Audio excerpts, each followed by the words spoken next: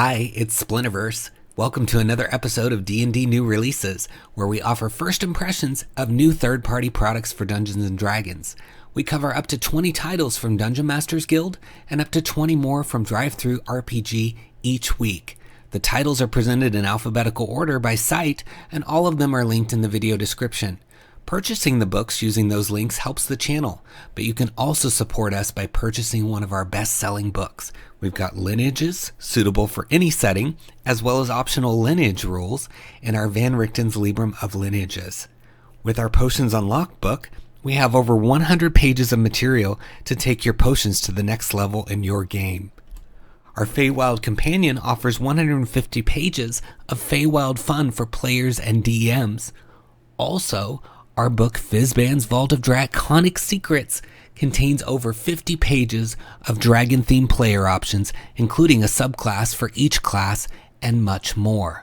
Please support the channel by purchasing our books using the links in the video description.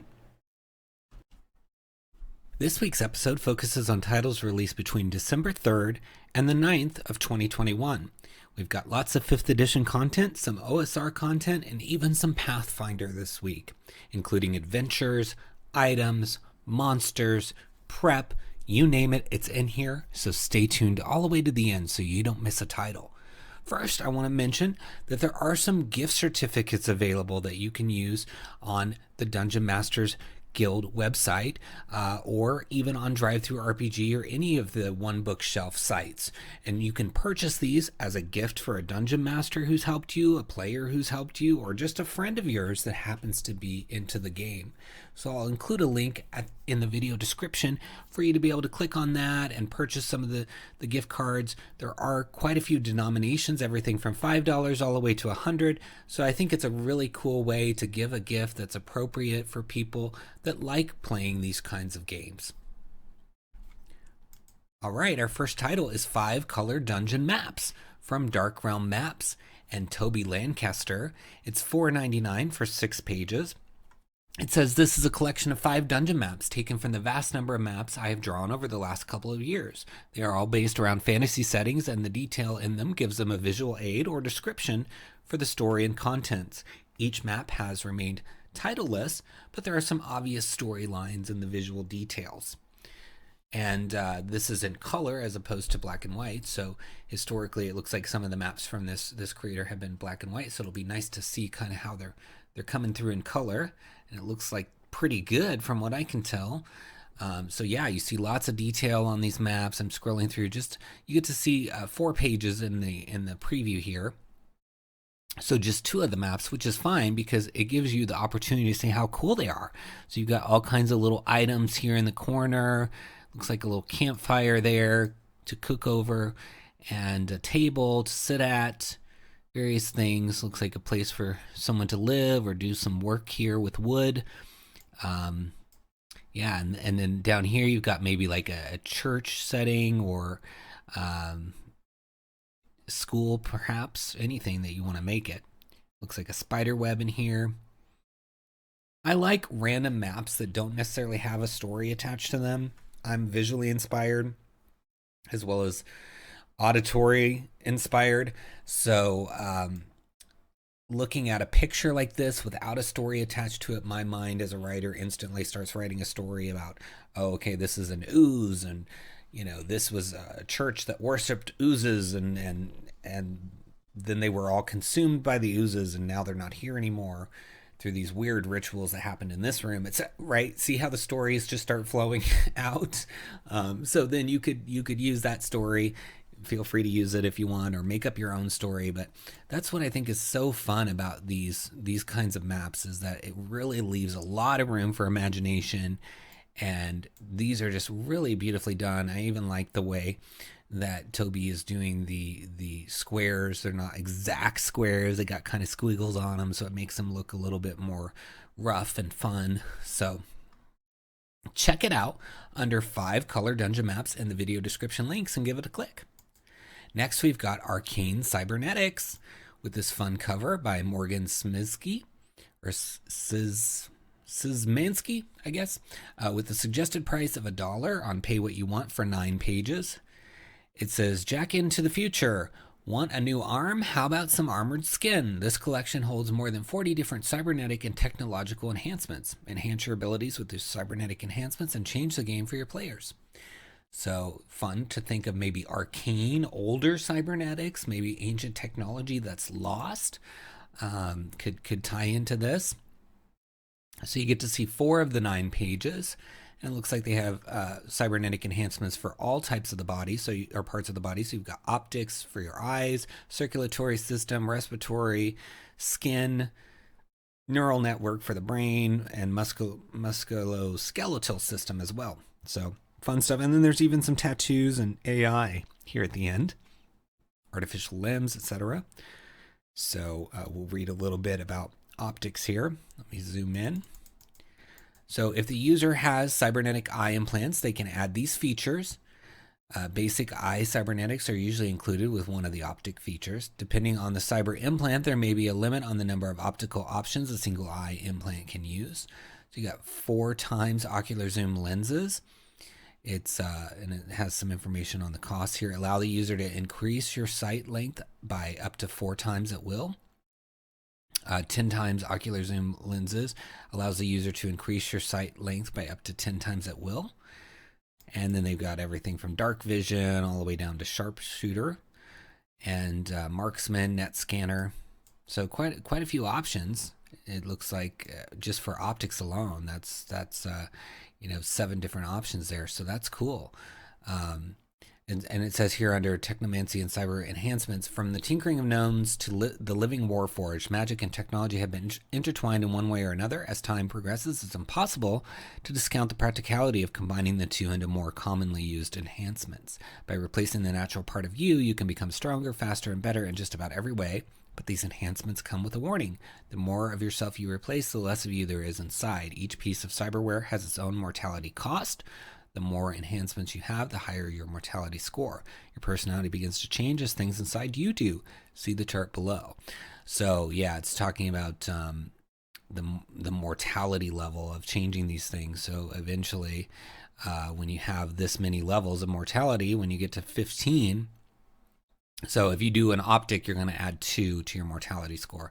And then you add a bunch of things, it could get up to 15, which gives you cyberpsychosis. Your mind has fallen into complete cyberpsychosis. You gain 1 indefinite madness. You may experience other symptoms as well. This cannot be cured, and oftentimes a creature cannot be revived by any means after their death. So just some fun different things that you can have happen if you're going to add these arcane cybernetics to your world. I'm guessing these could also be used with modern, maybe. So seems like a good option, and it's only $1 on the suggested price. So check it out under Arcane Cybernetics in the links below and give it a click. Next we have Bioarcanist. It's an artificer subclass that involves life manipulation, and it's from 𝙭𝙬𝙗, and it's 95 cents for 3 pages. It says Bioarcanists are savants with a goal. Manipulate the living through its interactions with the arcane. They tinker with life and raw magic. They bend these to their will by magically altering the living cells of creatures around them. The subclass allows you to create a force elemental that can fuse with living creatures around you. In addition, you will be able to use artificer features directly on others without the need to use objects as catalysts. Interesting. Okay, so let's take a look inside. So you get to see 2 pages out of the 3. So one, of course, is the cover, and then we get the beginning of the subclass. So they've got spells, the description, something called a bioarcanic fusion. So we'll read about that. And it says, starting at 5th level, you can command your elemental as a bonus action to fuse with yourself or another creature within 20 feet. Doing so grants 3 of the following arcane augmentations to the creature for the remainder of the elemental's life. So that's a long time. And the augmentations include things like when the augmented creature inflicts damage using a melee weapon attack or a spell, the damage is increased by 1d8 force damage, and the damage increases to 2d8 at level 10. Another thing that could be there is the creature becomes resistant to 1 damage type of your choice from the following: force, fire, acid, cold, poison, lightning, or thunder. So some fun options to bestow upon your living force elemental, because you get that at 3rd level, it looks like. So yeah, if you want to have a little bit different artificer controlling an elemental, then this could be an option for you. And it's only 95 cents. So check it out under Bioarcanist in the links below and give it a click. Next we have Cloak of Drachenhund by Gareth Slidehome. And it's set at 0 on pay what you want, although you can pay something if you want. And it's 2 pages. It says an ideal magic item for a rogue, a thief, a spy, or even a detective. Any character that thrives on sneaking about, mischief, or chaos, but also perhaps any character with a link or lineage focused on dragons, dragonkind, and dragonkin. So that's cool because, you know, there's plenty of those in Fizban's Treasure of Dragons, and even, you know, some character subclasses in my book, you know, Fizban's Vault of Draconic Secrets. So lots of options out there now with all the Fizban stuff about. So if you have either of those books or both of them, this would be good. And even beyond that, even just characters that thrive on mischief or chaos or a thief could work with this. So it says, why not give these to an NPC, someone slippery that always wants or needs to make a quick getaway, particularly just as your party arrives to ask those awkward questions, that suspect shopkeeper perhaps, or that weasel of an informant, the town's cowardly mayor, or maybe just their accountant. Whoever you give it to, it's sure to raise some eyebrows in those who witness the transformation. I mean, is everyone ever really prepared for 3 kobolds in a trench coat? Plus a bonus bit of goblin alchemy. I mean, how could that go wrong? So the author of this, Gareth, is also the author of a book that we profiled in a solo review on this really cool magic item, which was a deck of cards. So you should look for that in the videos on my channel and check it out because it was a really fun book as well. But let's take a look inside this one. And love the art. Gareth does both the art and the writing, which you know I'm a big fan of when people do that. Wish I could do the art for my books. So you've got the Cloak of Drachenhund, and then you've got a little bit more information. You can basically see the whole book here, which is nice. And this is that other book that we profiled, The Weird Deck of Many Weirds. So let's zoom in and read a little bit here about the Cloak of Drachenhund. So it requires attunement, and it's a rare item. It says your DM allows you to loot, stumble upon, be given by, or make a poor trade for, and thus you find yourself in possession of this item. And then there's a list or a table here that you have to pick. It says an ostentatious silk dressing gown, robe, smoking jacket with a wide hood. The robe has a large embroidered curled dragon design on the back and a small silver dragon-shaped buttons on the overside cuffs. Or option 2, a worn, tattered, and stitched hooded poncho-style cloak of what appears to be leather, but on closer inspection has a surface covered in small scales, sewn to the collar and hood or wooden claw-like toggles. And then there's a couple more, but these are all visuals that you can read on your own here. It says, when first donned, it just appears to have the usual properties of any typical clothing item of its type. However, once attuned, once per long rest, if the wearer, any medium creature, purposefully pulls or tears one of the buttons or toggles from the coat as an action, the wearer of the cloak, not the cloak itself, magically transforms, splitting into 3 separate kobolds, and can act as such, remaining so for up to 1 hour.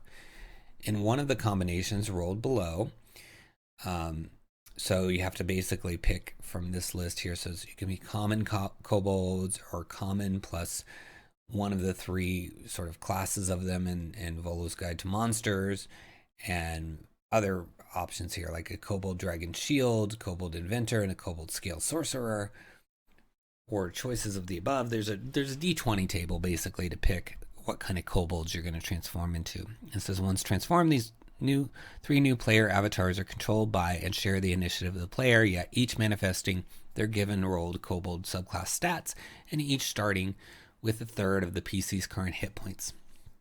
Each is clothed in a rough approximation of the PC's current clothes as worn under the cloak, albeit perhaps with a slight kobold couture flavor, and of course any accessories associated with their subclass. So just a fun little item. It definitely ties into, you know, the jokes about three kobolds in a trench coat, and you can see in this art that they're kind of trying to peek out from there. And it just looks like a lot of fun with beautiful art as usual, and it's free. So why not grab it and enjoy the work of Gareth Slightholme by looking for Cloak of Drachenhund in the links below and giving it a click. Next, we have Creatures of the Abyss. It says, unleash unique fiends from the infinite layers of the abyss and the depraved 9 hells contained in the supplement. And it's from Grimm Press, Aaron Gentry, Dan Salvucci, Jeffrey Fisher, and a host of other people. And it's $14.95 for 125 pages. And it contains over 80 stat blocks for new creatures with balanced stats, art, and lore ready to invade your devilish campaigns and one-shot adventures. The main aim of this product is to provide more interesting options for demons, devils, and fiends than those presented in the monster manual. It also contains 5 battle maps with both DM and player versions that can be used as an additional resource. So you've got creatures like the Abyssal Eviscerator. Oops, didn't mean to click that. Abyssal Eviscerator is one of them, and then you've got the 𝙒𝙚𝙪𝙧𝙚 𝘽𝙮 𝙬𝙬𝙧𝙀, and all kinds of stuff. So you can see lots of fun artwork here accompanying the different stat blocks. So very cool. Let's look inside. So quite a wide range of creatures just here on the table of contents pages, and it looks like they're linked, which is helpful. So you can jump to the one that you want to read about. You've got a little bit of the introduction. You get to see 7 of the 125 pages. So you've got Abyssal Eel, Abyssal Hook Horror, Abyssal Rot Fiend, Abyssal Eviscerator. So all kinds of stuff. Let's pick one of these to look at. Let's look at the Hook Horror here. Let me zoom in so I can read that. Abyssal hook horrors are notoriously successful predators in the freezing caves of the abyss. Their sharp hooks and claws allow them to scuttle along slippery surfaces without error. They will prowl the caves of the colder layers of the abyss, searching for any creature foolish enough to take shelter therein. When an abyssal hook horror spots its prey, it will unleash a chilling shriek that freezes the creature in place long enough for the hook horror to strike. And then it's got some additional lore here, and then you can see some of the actions, including there is this chilling shriek action, which recharges 5 to 6. Each creature within 100 feet that can hear the abyssal hook horror must make a con save or take frost damage and become paralyzed until the end of their next turn. And then, of course, they have a normal hook, melee weapon attack, and keen hearing, echolocation. So just a fun general stat block and creature there. So yeah, I'm liking all of these, and I like the emphasis on fiends because, you know, you have some from Avernus and from some of these other things like the monster manual, but just having a 125-page book that's devoted to these types of demon-like creatures is really helpful, because maybe you want to create your own campaign, but you felt like there just weren't enough monsters, or they weren't interesting enough to really go there. Well, now with Creatures of the Abyss, you have so many options to really create a solid demon campaign. So I like it a lot, and I think you should check it out. It's under Creatures of the Abyss in the video description links. Give it a click. Next, we have Deep Space Vine, which seems to be like a play on Deep Space Nine, which is a Star Trek title. It says an Eberron salvage mission for Tier 2 adventurers. Something's amiss in the frontier town of Salvation as townsfolk go missing and others act strangely out of character, by Chris Bagg. And it's $4.99 for 46 pages with art by Jay Reynolds. It says it's optimized for average party level of 6. Citizens of Salvation are acting oddly or disappearing, and the characters must find out what's happening before an invasion of alien forces from the Mornland eradicates the population. And so it's got some printer-friendly maps and full-color handouts, as well as a printer-friendly version of the adventure itself. So let's look inside. So you get to see 6 of the 46 pages. So you've got your adventure overview, background, hooks, hero points, all kinds of stuff. So secrets and clues, area information. You even have your flavor text that you need, of course. I like that there's an estimated duration here under part 1, so that helps you. But let's look at the adventure hooks. since this should be relatively spoiler-free. In Eberron salvage missions, the player characters are salvagers who work in and around the town of Salvation, on the edge of the Mournland, the devastated former nation of Syre on the continent of Corvair. Often opportunities for payment or experience will arise in offers of salvage, which characters may use to improve their salvage base. If you're not running this adventure in the world of Eberron, you can set the events in any small frontier town next to a dark forest, a mysterious swamp, or a spooky set of canyons. You can put the Body Taker's farm in a tiny domain of dread, making the plants Dark Lords, who were created due to their cruelty and xenophobia before the Day of Mourning, or another magical cataclysm in your domain. So, cool. I like how they're even giving you instructions here on how to tweak this for use in Ravenloft if you want. So, I like it. And the cover's really fun artwork, very suggestive of what's going on. So, check it out under Deep Space Vine in the links below. Give it a click. Next, we have Dust Up at the Oasis by 𝙤𝙘𝙢𝙬𝙧𝙬𝙧, and it's for 4 to 6 players of level 6 to 7. It says mysterious disappearances, a thief, and a strange mirage-like creatures plague the lonely oasis town of Blue Ridge. Adventure synopsis. Arrive at the oasis town of Blue Ridge, hot on the trail of a thief who has stolen a valuable magical artifact. Avoid a looming sandstorm and learn of the mysteries plaguing Blue Ridge, from the many recent disappearances to the arrival of the terrifying Mirage Walkers that have been terrorizing the townspeople. Explore and learn of these strange creatures and encounter other unexpected denizens in Blue Ridge that have agendas of their own. Solve the mystery surrounding the oasis and determine the fate of inhabitants in this 3 to 6 hour long adventure. So it's setting neutral, can be placed anywhere. It's probably a one-shot, but I'm guessing you could come up with ideas to continue it. It has maps that are gridded and non-gridded, a new monster, 3 new magic items, and a print-friendly version, which is helpful. So let's look inside. You get to see 3 of the 18 pages. So information on running the adventure, synopsis, adventure background, overview, hooks, and dramatis personae, so NPC. So let's take a look at some of the hook information here. It says the adventure starts with the PCs making their way to the oasis town of Blue Ridge, where they believe the thief they are tracking has taken refuge. The PCs have been hired by a wealthy merchant to track down a water genasi who escaped with a rare magical artifact, the Amulet of Cleansing. The merchant has paid them 100 gold each already, and the promise of 100 gold each more when they return with the item undamaged, and another 100 gold each if they capture the thief and bring them back alive. The thief fled into the desert, and after many days of trekking reached the oasis town of Blue Ridge. As the PCs near the oasis, the wind picks up, and the dark swirling clouds of the sandstorm can be seen in the distance. The oasis soon comes into view when the PCs see a strange mirage that moves. As they follow it, it seems to dissolve into the air, but the oasis town of Blue Ridge can be seen clearly in its wake. Upon entering the town, they hear a scream and yell of "Everyone, get inside!" as people rush into their homes to escape more moving mirages as well as the looming sandstorm. Once they are in the oasis, they meet a couple of people who can provide the adventure hooks or leads to the danger that looms here. And then you've got the people, of course. So very cool, seems very moody and like something is coming, and that sort of tension building.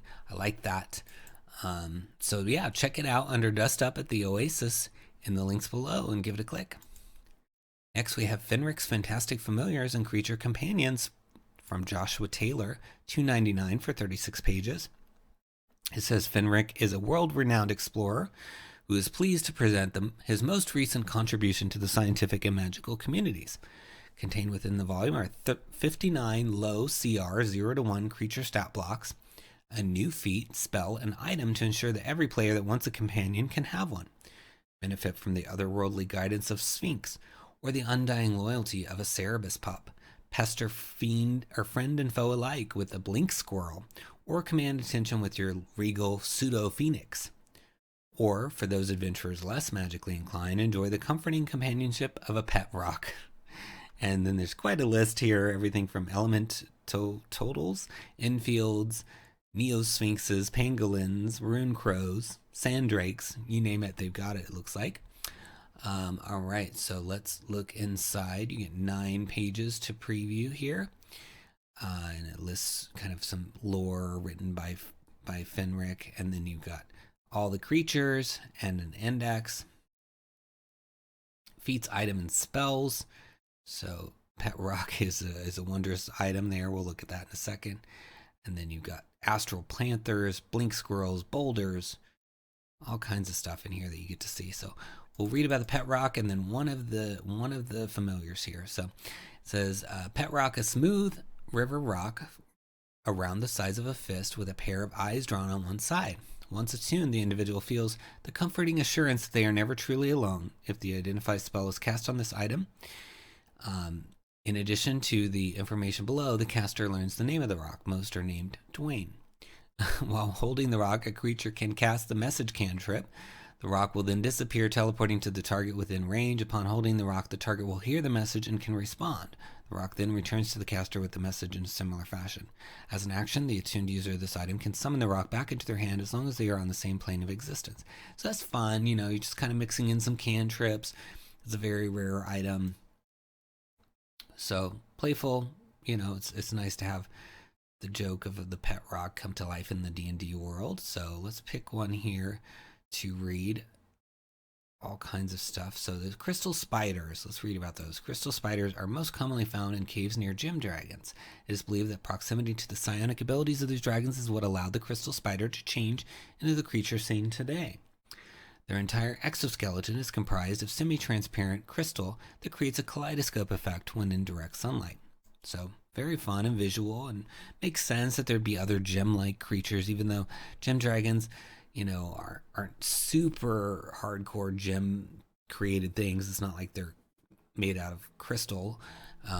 They do have that gem flavor, right? So very cool that there's other animals and creatures with sort of that gemstone flavor as well. So seems like this could be a really fun book if you like familiars like I do. I'm always creating them and putting them in my books. You'll want to check out this book for sure. So look for it in Fenrick's Fantastic Familiars in the links below and give it a click.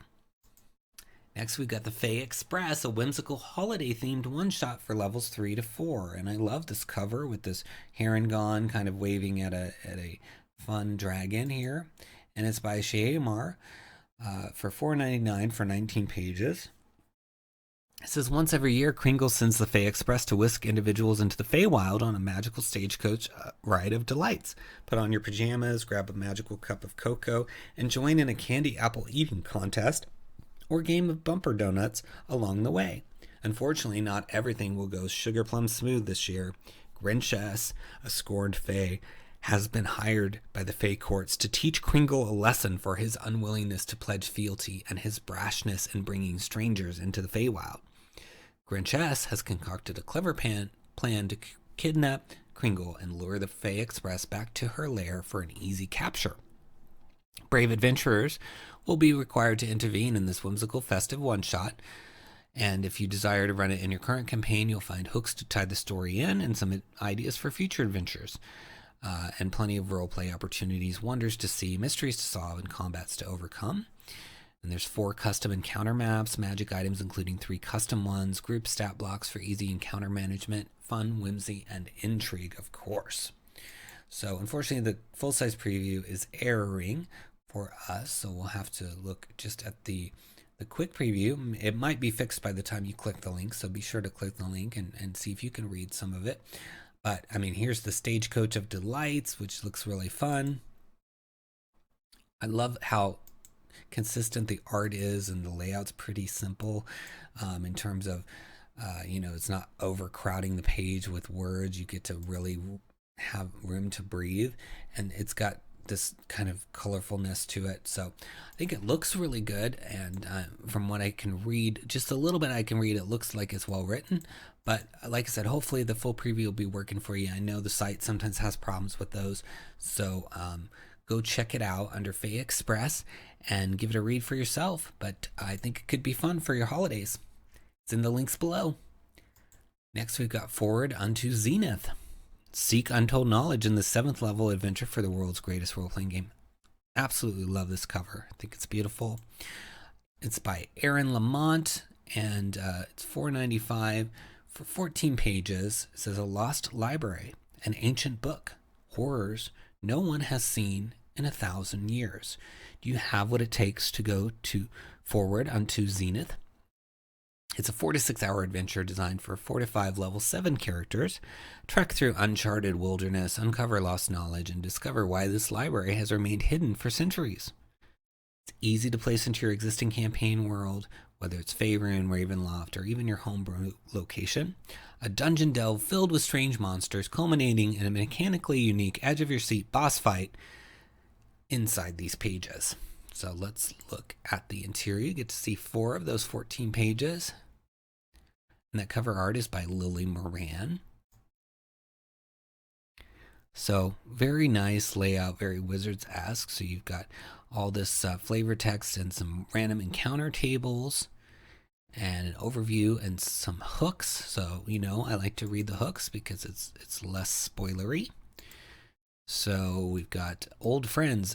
Astran may know the party from a previous adventure with them and has contacted them for help with a map that he has located. Another option is helping hands. One of the party may have been infected with a previously unknown disease. None of the local healers can fix the problem, but one of them has heard a story from a man named Astran about a book that knows everything. Perhaps that can help cure them. So that's just a couple of the hooks. There's other hooks there as well. So let's just read the first flavor text box as well. Welcome, friends. I hope you're enjoying your evening. The Hook, Line, and Sinker prides itself on being #1 spot for adventurers such as yourselves. Tell me, my friends, have any of you heard of Zenith Bibliotheca? So fun little play on words there. Biblioteca is Spanish for library. So I like that. It seems really fun with beautiful art on the cover and a good idea. I always love lost libraries and things like that. You know, so, and I'm a fan of books, obviously, because I'm talking about them every week with you guys. So check it out under Forward Unto Zenith in the links below. Give it a click. Next, we have the Golem of Dwell with this really beautiful artwork. Lots of beautiful artwork this week. An unconventional Underdark adventure in an unconventional city by 𝙭or later, not sure how you pronounce it. $3.95 for 23 pages. And it says a sentient golem, a dazzling ballet, and a monster from beyond the stars. It says an unconventional Underdark city thrives by its worship of the Raven Queen, but it is threatened on its high holiday with an invasion from a tyrannical star spawn's emissary. A reclusive drow mage seeks out a group of heroes who will aid her in building a powerful golem to protect her home from imminent destruction. Experience a new narrative spin on drow, Shatterkai, Darrow, and other Underdark cultures while working to stop an authoritarian takeover. Discover the power that community, art, and memory can have in even the darkest of moments. It's built for characters level 13 to 14, so that's cool. Don't see a lot of adventures for that tier, so that's nice. It says detailed and atmospheric lore about the city of Dwell and Underdark Island, 3 mini quests and a challenging boss fight, interesting cast of NPCs to build long-lasting alliances and friendships, a new magic item, and a custom golem stat block. Random encounter table, of course. So let's take a look inside. Again, love that cover. Get to see 15 of the 23 pages, which is quite a lot. So you got the adventure outline, the chapters of the adventure, conclusions, and then rewards, as well as some stat blocks and NPC information in the back. But just scrolling through, it looks like lots of fun artwork and information. So we'll scroll back up and we'll read a little bit of some of the hooks here, and then maybe one of the flavor text boxes. So one of the adventure hooks is called an invitation. While adventuring through the vast expanses of the Underdark, the party is approached by a Myconid scout who invites them to Dwell to see a ballet. The ballet is in the House of Borrowed Names and is titled Every Night a Day. The The 𝙦 uses spores to share directions to the island of Dwell, then gives the characters physical parchment tickets. That's fun, so you can make some props with that one. Then here's another hook, eels and eggs. When resting near an underground river, the party stumbles across a Darrow woman who offers to pay them 100 gold pieces if they help her row across the waters to Dwell. She has a large catch of eels and giant frogs' eggs to bring to the city for their high holiday. If the characters accept, she recommends they stay in Dwell to see the ballet in the House of Borrowed Names. And they have some other hooks, but we just read that one. And then here is chapter 1, and the first flavor text box, we're going to read that for you. Beyond the gray sand beaches and docks, you see an elaborate tableau of elvish architecture that almost appears to be moving towards a tower in the center of the city. The tower rises high into the air as if it were reaching for the stalactites atop the Underdark ceiling. So it's a moody intro to the little town here on this island. I think it's fun. I think that Dwell is a cool name for it. I like that there's all these different potential races and monsters involved, and maybe even giving a more neutral or good feel to the Underdark. You don't see that a lot, and I think it's needed to balance it out, because a lot of times the Underdark is just purely dark or evil stuff going on. And I think this might have some lightness in there as well. So I'm really excited by that. I think you should check it out under Golem of Dwell in the links below. Give it a click. And up next is the Invoker, an unusual prepared spellcaster by David Bowditch. And it's for $1 for 13 pages. It says, calling upon the power of magical spirits, the Invoker brings a unique spellcasting experience to the world's most popular game. A prepared spellcaster like no other, the Invoker chooses spirits to invoke to gain access to that spirit's list of spells. With the ability to change some of their invoked spirits at a moment's notice, the Invoker possesses unparalleled flexibility, which is augmented by one of 4 otherworldly connections, subclasses, that define the Invoker's relationship with their preferred spirits, including the Binder, who forms contracts with spirits to summon them to the battlefield or to perform one-off arcane favors, the Elementalist, who conjures wells of destructive energy to augment their elemental spells, and then there's also the Primalist and the Synestist. And it says there's 19 spirits to choose from in addition to the 4 subclasses. No 2 invokers will turn out to be quite the same. So it sounds fun. So this is basically a class with that summons and deals with spirits. So you get to see 5 of the 13 pages, which is a significant amount of the class itself. So you've got all the informations on needed to create a character. Even, you've got your equipment, proficiencies, all that good stuff. The screen kind of grayed out. Let me reopen that. All right. So, and then you've got your abilities here. So we'll just read a little bit about invoking spirits and then the calling of the spirits. So we're just going to give you a taste of the class. You're going to have to come back and read this on your own to get some of the subclasses, etc. So starting at first level, you are able to call forth a spirit to empower you and grant access to magic. As an action, you can invoke the spirit you know to gain an invoked benefit and to add that spirit's associated spells to your prepared spells until you finish a long rest. So that's an interesting concept, that the spells that you have prepared are connected to a particular spirit. So it's like you're bringing in a list of prepared spells as opposed to one-offs, like I want this spell, that spell, the other one. You're bringing in a set list, which is interesting. You may only have 1 spirit invoked at a time. If you invoke a second spirit, you immediately lose the benefits of the first. You're able to invoke more spirits at a time when you reach certain levels in the class. You can invoke 2 spirits simultaneously at 5th, 3 at 10th, and 4 at 15th. When you invoke a new spirit while you are already at your maximum of simultaneous invoked spirits, you choose which spirit to lose access to. And you can use this feature a number of times equal to your proficiency bonus and regain all when you finish a long rest, of course.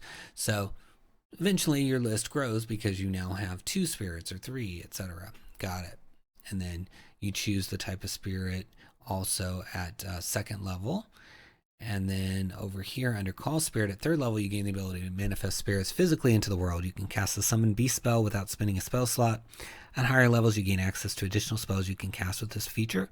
such as Summon Fey and Summon Shadowspawn, Summon Aberration, Construct, Elemental, Demon, all the summon spells basically. When you cast a spell using this feature, you have the option to cast it as if using a spell slot of the highest level you have access to for your current level. And then at 10th level, when you use this feature, to cast a spell of 3rd level or lower, you do not need to concentrate on the spell. Once you use this ability, you must finish a long rest, of course, before you can do it again. So stuff all the way up to the 20th level here, and then they go into the subclasses. So it looks fun, you know, spirits being part of the class. So we've seen that before with shamans, but this is different, I think, because it's more about having your spell list connected to the spirits that you're summoning. So it seems like a different angle, and so it's intriguing to me. And it's only $1, so check it out under Invoker in the links below. Give it a click. Next we have Lorehold's Magical Mysteries with Strixhaven magic items. So this week, Strixhaven Curriculum of Chaos came out from Wizards of the Coast. It's an official Dungeons and Dragons title with, you know, some DM and player content as well as adventures and things like that in it. So you're going to see a lot of books in this week's episode that tie into magical schools and academies and things that, you know, would fit nicely with Harry Potter campaigns if you have any of those that you're creating as a homebrew, or if you do want to just play Strixhaven and expand upon what's in there. Or maybe you've played Strixhaven and you want to do it again with the same group but have a different school involved. So lots of options to explore here. This particular title's from R.P. Davis, $4.95 for 30 pages. And it's a collection of magic items as studied by the Strixhaven student Quintorius Cand. And it says, and this is a quote from Quintorius, "I've always been curious, I suppose. When I won the scholarship to Strixhaven, I felt like I'd struck gold. If ever there was a place I could find out all manner of wonderful things, it's here. Being able to go out and uncover ancient magical secrets is heaven for me." So Quintorius is in love with these items. And it says, dozens of items, universal spell enhancers, alchemical items, and optional command word rules, each with lore that ties it to the university. That sounds fun. I'd love to read about the command word rules. And it says it comes with a print-friendly version, so that's always good. So let's look inside. I love the cover artwork, and you get to see 30 pages. So you get to see the whole book. So I can read about the command word options, and you've got all the items in here. It's very kind to show the whole book. I love when people do that. It's super nice, especially for this video series. It gives me a lot to read to you, those of you watching. So you've got weapons, all kinds of stuff. So I don't know if I'll be able to search. I can't search in these, I don't think. So I don't know if I can find the command word rules, but I'm sure they're in here somewhere. And yeah, they're probably mixed in with some of the items. Oh, here we go. Alternate rule command words. This section is brief. A brief word for Dungeon Masters, a rule from the previous editions of D&D, which 5th edition discarded, governs magic item command words. According to the 5th edition rules for magic items, as part of attuning to an item, a character automatically learns its command words. As an extra source of adventure, consider having command words not be automatically known. In so doing, you create excellent opportunity for adventure and intrigue as the character's quest to uncover the correct language and magic words necessary to activate the powerful item they've discovered. The more powerful the item, the more challenging the investigation should be. Many items in this book assume the command words aren't automatically known. One way around this, so an item can be of immediate use, is to ask for an intelligence arcana check based on the rarity of the item. On a success, the character knows enough about the item to infer the correct command words from memory. So that's nice. I like how the author has included this harkening back to older ways of dealing with the command word, making them not automatic, but then also has given you an option where there's a scenario that you can do an arcana check and just know it. And you could kind of fudge that if you don't want to mess with it, have them finding the command word, right? Depending, maybe you don't have time, the session's running short or long, or you don't have time for another reason. And so you just go ahead and tell them the command word, or you say, that's it, you know? So I like this, easy to implement, and could definitely create some story possibilities. So now that we've looked at that optional rule, let's look for an item to just read a little bit of to you. But again, the author's been kind enough to show the entire book, so you should come read this and see if there's anything in it you want to use, and then purchase it if there is. So let's see here. Something called this is building. I think it's a staff rare. Personally, I think this would be better served as a wand, but I'm the one who designed it. Sometimes staffs are objects of great practicality rather than arcane puissance. The designer's intent is unknown, but this staff is very useful indeed. It is a plain wooden staff, perfectly round and straight, exactly 6 feet long and notched every inch. The staff has 10 charges. While holding it, you can use an action to expend one of its charges to cast one of the following spells: Animate Objects, Wall of Stone, or Creation. When you expend the last charge, the staff crumbles to dust and is destroyed. And so there's lots of images in here as well of these items. You know, if you're just scrolling through, you're going to see lots of items. So really fun. I think there's got to be something in here that you can use, and you can certainly look through the whole thing before you make that determination. But quite a lot of items and options in here for only $4.95, so I recommend checking it out under Lorehold's Magical Mysteries in the links below. Give it a click. Next, we have Mimsy's Strixhaven Shop of Treasures by E.R.F. Jordan, $9.95 for 32 pages. And there's kind of a little story intro here, but then it says, according to the most superstitious students of Strixhaven, if you hunt down a certain door in a certain campus at a certain hour of the night, you might stumble into the Wandering Shop, a secret collection of magical items that moves from place to place, curated by a woman known only as Mimsy. This book introduces a new resource for students of Strixhaven, a mysterious shop that makes itself known to those in need of it. The book is broken down into 2 sections. The first explores the shop and its keeper in detail, while the second catalogs 100 new magic items themed around Strixhaven and its prestigious colleges. At the back of the book, an appendix organizes the magic items by rarity. And so you've got this roaming shop you can put anywhere inside or outside of Strixhaven or some other setting. You always need magic shops, right? Statistics and role-playing information from Mimsy, and 100 new magic items themed around the 5 colleges. So quite a lot of good stuff connected to Strixhaven. As I said earlier in the video, there's going to be a lot of Strixhaven stuff in this video because it just came out and people want more than what's in the book, right? You always want to have the ability to be prepared. If your party goes left when they're supposed to go right, you might have to start making up a lot of stuff, right? So having books like Mimsy's Strixhaven Shop of Treasures on hand is helpful, because now you can just look at that for something to plug in for your party that's not going where you wanted them to go until you can get them back on track, because DMs do have ways often of getting them back on track. So let's take a look inside. So you get to see 12 of those 32 pages and some nice artwork, very clean, easy to read layout. And you see Mimsy's stat block there, and then quite a lot of magic items in here. It's going to be super helpful. It looks like there's quotes to go along with each of the items, which is really nice. How to use the book, all about Mimsy, her past. Presumably that's her pronoun, but it could be something else. I'm not sure if it's she, her, they, them, or what, but it might be in here somewhere. And you've got the personality traits, ideals, bonds, flaws, all that good stuff. So let's just read a little bit of Mimsy's traits, and then we'll look at one of the items. So we got personality trait. I act as if I know everything and fake it when I don't. Ideal. History is the greatest teacher. Bond. If I gather enough power, I can thwart Oberoia's plans and free myself from its influence. Flaw. I find it difficult to truly trust anyone. Trust got me killed and bound to service. So it sounds like Mimsy has some secrets that you can uncover if you want to. Maybe not. Maybe it's just Mimsy's just a background character. You got the Wandering Shop itself with details on the wards and features of the shop, as well as some lair actions. And then you've got tattoo attunement And then we're into the items. So you got Bag of Mimsy even.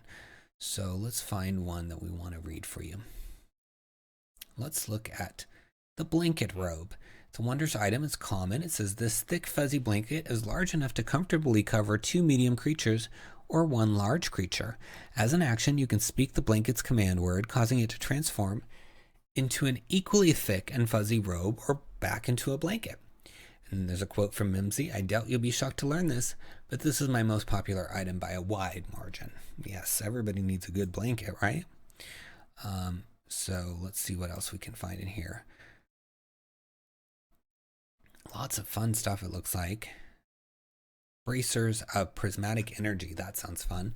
It's a wondrous item. It's rare. Requires attunement by a spellcaster. These bracers are each studded with 5 gems along the outside of the arm, the colors of which correspond to 5 different elements. While you wear these bracers, you gain a +1 bonus to spell attack rolls and to the saving throw DCs of your spells. The bracers have 3 charges. When you cast a spell that deals acid, cold, fire, lightning, or thunder damage, you can expend a charge to change the spell's damage type to one of the others listed above. The bracers regain 1d3 charges daily at dawn. So fun. Get to do all this damage, different types. And I like the artwork for it. So yeah, lots of stuff in here. Tons of items. And they're all kind of got this theme and quotes from Mimsy, and you've got this whole shop that can just appear wherever you need a magic shop. So I think that has a vast number of uses, but certainly could tie in easily to Strixhaven as being a shop that's located there. So I think you should take a look at it under Mimsy's Strixhaven Shop of Treasures in the links below and give it a click. The next we have The Pub That Crawls, a modular Strixhaven adventure, and it's by Nick Stefanski. It's 30 pages. It says there is a feat which no Strixhaven student has ever successfully accomplished, visiting 6 magical pubs in one night. Most students think it's a ridiculous story perpetuated by the upperclassmen to vex freshmen, for the simple reason that only 5 pubs on the list have ever been entered. However, a tome unearthed from the Biblioplex hints at the method to reach the 6th pub, and an invaluable treasure contained within. Now, students and professors alike will join the hunt. Who will be the first to find the pub that crawls? So, it's a play on, pub crawl, bar crawl that college students will sometimes partake in, or even beyond college, which is where you would go from one pub or one bar to another one in the same night and just kind of keep going to multiple ones. And so the play on the words here is that instead of you traveling, the pub itself is traveling. And if there are 6 different magical pubs you need to visit, then that would be one of them, one of the ones that you need to find. So got some layout images here that you can check out. So it's got some nice look to it. Easy to read and very Wizards-like. Let's take a look inside. So you get to see 7 of the 30 pages. So there's 6 sections, one for each of the pubs, and then the conclusion area, as well as some appendices with various people, maps, and some drinking games. So we'll look for some hooks here that we can read and just kind of scroll through so you can see some of the maps, etc. So let's find these hooks here. We'll zoom in here. So there's one called Library Finding. 𝘏𝙤𝙤𝙬𝙤 was a former Strixhaven student, one of the 5 who first discovered the pub that crawls. As the most academically minded of the group, he diligently studied the workings of the pub and kept a log of his findings. When the group of friends split, Ebb took it the hardest, always yearning for the companionship they had shared in the pub. As he watched student after student fail the challenges put forth by his former compatriots, and as he heard the talk of the mysterious pub that crawls fade first into a legend and then into a joke, his nostalgia peaked. He dared not break his oath while he lived, but what if some group could experience the pub that crawls after they'd all passed away? He hid his logbook in the Biblioplex and arranged for it to reappear 600 years later, 1 century for each pub. When any of the characters are in the Biblioplex, read the following. As you are browsing through the stacks, a book falls on the ground next to you, and you can swear it seemed to push itself out onto its own. It falls open with the title page visible, and you immediately notice the title, Notes on the Pub That Crawls, compiled by 𝙒𝙤𝙘𝙀. Though you've never heard of this author, you can recall other students talking about a legendary moving hut at the end of a pub crawl that supposedly no one has ever completed. So fun concept. This can be happening pretty much in any library, even Candlekeep. You'd have to tweak some of the details as to the reasons why this pub crawl challenge exists if you're going to move away from Strixhaven. But there's always libraries out there. So I just wanted to point out that don't feel like you're locked into Strixhaven with this book. You can tweak it. Maybe you have your own magical academy you want to do something with. There's lots of magical academies out there that you can use, and maybe make your own Harry Potter campaign or based on some other book. But I do like this. I think the concept is really cool. 6 different pubs to go through, all kinds of mechanics with the drinking and the various things they have to do. And you know, the pub that moves about is just one, so the other ones are probably pretty interesting too. And you've got this fun little cover to go with it and kind of show you this pub that's on the move. And I think it's really fun. So check it out under Pub That Crawls in the links below and give it a click. Next we have Strixhaven University Diplomas by Game Masters, my fellow YouTuber. And if you haven't checked out Game Masters' channel, I urge you to go subscribe, because Game Masters releases all kinds of helpful videos. Game Masters gets access to the wizard books early and often gives you several hints at what's going to be in there weeks in advance. So that's cool. And there's lots of other videos on Game Masters channels that would be of interest to anybody who's into Dungeons and Dragons or Magic. And I think you should check it out. But Game Masters has released a title of his own, which is exciting, and it's listed here under Brian Harden, which is Game Master's name, and it's here for $0 as a suggested price, but you can pay something to support Brian or Game Masters, and it's pay what you want. And I think it's really fun because, of course, if your characters are going to go to Strixhaven or any of these magical schools we keep talking about, they're going to want something to show for it, right? So why not give them a little diploma? And so that's what Brian has created here. He's got all these little props in here, and it's free. And it says it's got one for Silverquill, Lorehold, Witherbloom, all the colleges in Strixhaven, and it's stylized to kind of fit that school. So let's look inside at it.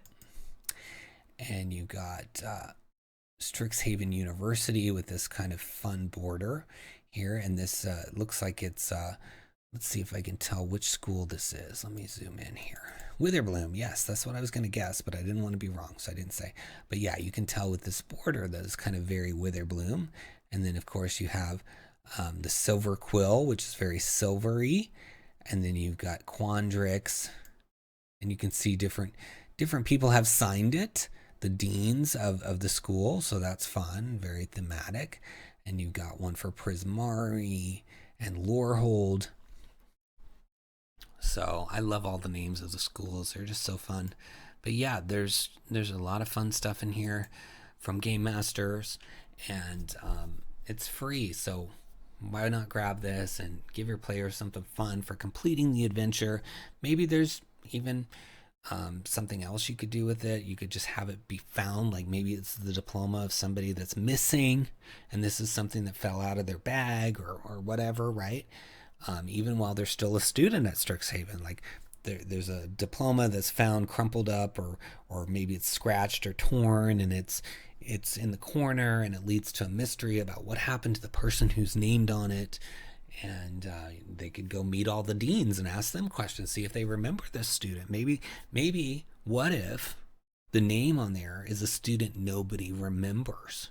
The memory has been lost of this student, and the players have to uncover it. See, I'm just getting all kinds of ideas from this free supplement from Game Masters.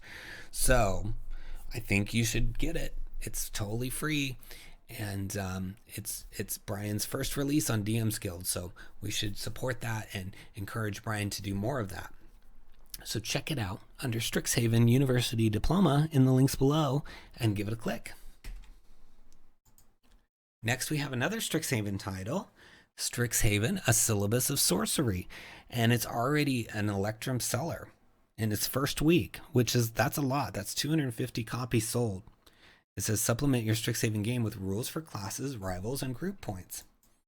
And it's by Mark Bernier or Arcane Eye. It's $1.99 for 53 pages. So it's a companion book to the Strixhaven: A Curriculum of Chaos. The book expands upon the content provided in that book in order to provide DMs with more ways to customize their Strixhaven campaign. The information contained in the book is completely modularized and can be added wherever you see fit to enhance your game. There's 144 class events, making the classes of Strixhaven dynamic and interesting, with 4 events for each class offered at Strixhaven. So by saying class here, I don't mean a class as in like fighter, wizard, rogue. I mean a class as in like an environment in which you study and learn. So that's cool. There's 144 different events that can happen in those classes at the school. Then there's expanded class mechanics. So make the classes chosen by the players more meaningful and mechanical value throughout an expanded class system. Then there's also a group point system, which provides a reason for players to work together as a group, plus make successes and failures more meaningful throughout the adventures. And then there's a rival system. Create a rival party for your group that competes with them at every turn and encourages them to be exemplary students.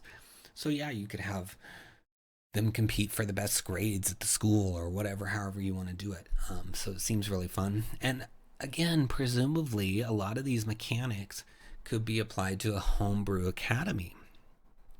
There's lots of books out there that you can use to create either your own based on some young adult fiction, or that have academies in it. I know we profiled one previously in one of these channels on DriveThruRPG. My book Potions Unlocked has the Academy of Supreme Wizardry, which has classes and stuff. So you could use this book with that and have a good time playing with the concepts of Strixhaven, but in a totally different setting. And as we know, a lot of these DMs are going to run these over and over. So mixing it up, transplanting these concepts to another setting is helpful. But you can see some sample pages here. And then you've got the expanded class mechanics, group point system, rival system, etc. And let's take a look inside. You get to see 5 of the 53 pages. So the group points, it says, when students first arrive at Strixhaven, they are randomly placed into groups that they will work with to excel during their time at the university. When students succeed in academic and extracurricular activities, they are awarded group points by a member of the faculty. When students step out of line, points can be subtracted by faculty members. At the end of the year, the group with the most points wins a prize. Noted in the group point winner prizes, the group with the fewest points is reprimanded. Consequences can be found in the group point loser consequences. So shows you how the groups work and some of the rewards for doing well and the punishments for not, and how to form a group. And then here's all the different things. So then the group point tier examples. The following table provides tiers of rewardable and reprimandable actions and the points they earn or deduct. So you lose 50 points if seriously hurting a student or destroying a valuable artifact, which can happen in a firefight. You know, something could fall and break. If you excel at a class, you get 5 points. Saving the life of a student or a faculty member gives you 50 points. And I could just see a story where somebody manipulates things to cause the life of a student to be in danger, to then get the points for saving them, right? So all of these can provoke story if you look at them long enough. First here, another event is defeating the trunk mimic at the biblioplex for 10 points. Lots of point items here, which I think is fun. And that's just the points section. They've got stuff on classes, things you can do with classes, class events. Those look really fun, and there's some here. They're too small to read for this video, but they look well done as well. I really like this, and it's such a great price point, only $1.99 to get all of this bonus stuff. I mean, 53 pages for $1.99. That is no joke. That is no joke, because you got to remember, on this site, creators only get half of the fee, and that is if they haven't split their half with other people involved, like artists and other creators. So $1.99 for 53 pages is sacrificing a lot of money because they could charge a lot more for this. So I think it's very nice and generous of Mike to charge only $1.99 for so many pages. So check it out under Strixhaven, a syllabus of sorcery, in the links below, and give it a click. Next, we've got Temples Illuminated. So much more than healing and holy water. 9 archetypical temples, including sample adventures and maps to enhance any campaign setting, by Peter Cheron, $8.25 for 50 pages. So, just summarizing what we're going to look at here, this book is about making sure that you understand that temples are not just one-dimensional, two-dimensional things, that there's a lot more that goes on than just healing and holy water in these locations. And so there's previously been one called Libraries Illuminated, and now this is Temples Illuminated, and it's deep dive into many aspects of sacred sites, from the architecture to politics and services to treasure. There are vast arrays of adventure possibilities lurking just beneath the ornately carved surfaces of temples. The lore of sacred places from around the world provides source material for clerics, gods, temples, and radiant powers, which have always been a cornerstone of fantasy RPGs since their beginning.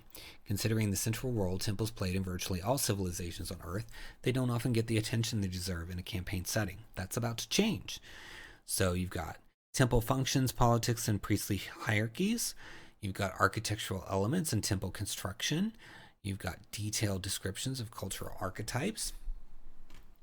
And so there's 9 profiles of culturally inspired temple archetypes, 9 example adventures, 40 additional adventure hooks, 15 tables to generate random temple features, such as available services, rumors, and architecture, 13 adventure maps, complete system for randomly generating temples. That sounds fun.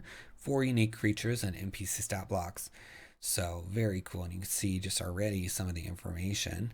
And they're using some real world locations. So if you have like an old Earth campaign setting or something, a homebrew setting, you could use some of these temples and just call them what they were originally called. Or you can, of course, tweak them to be fantasy setting. So resources for the average adventure.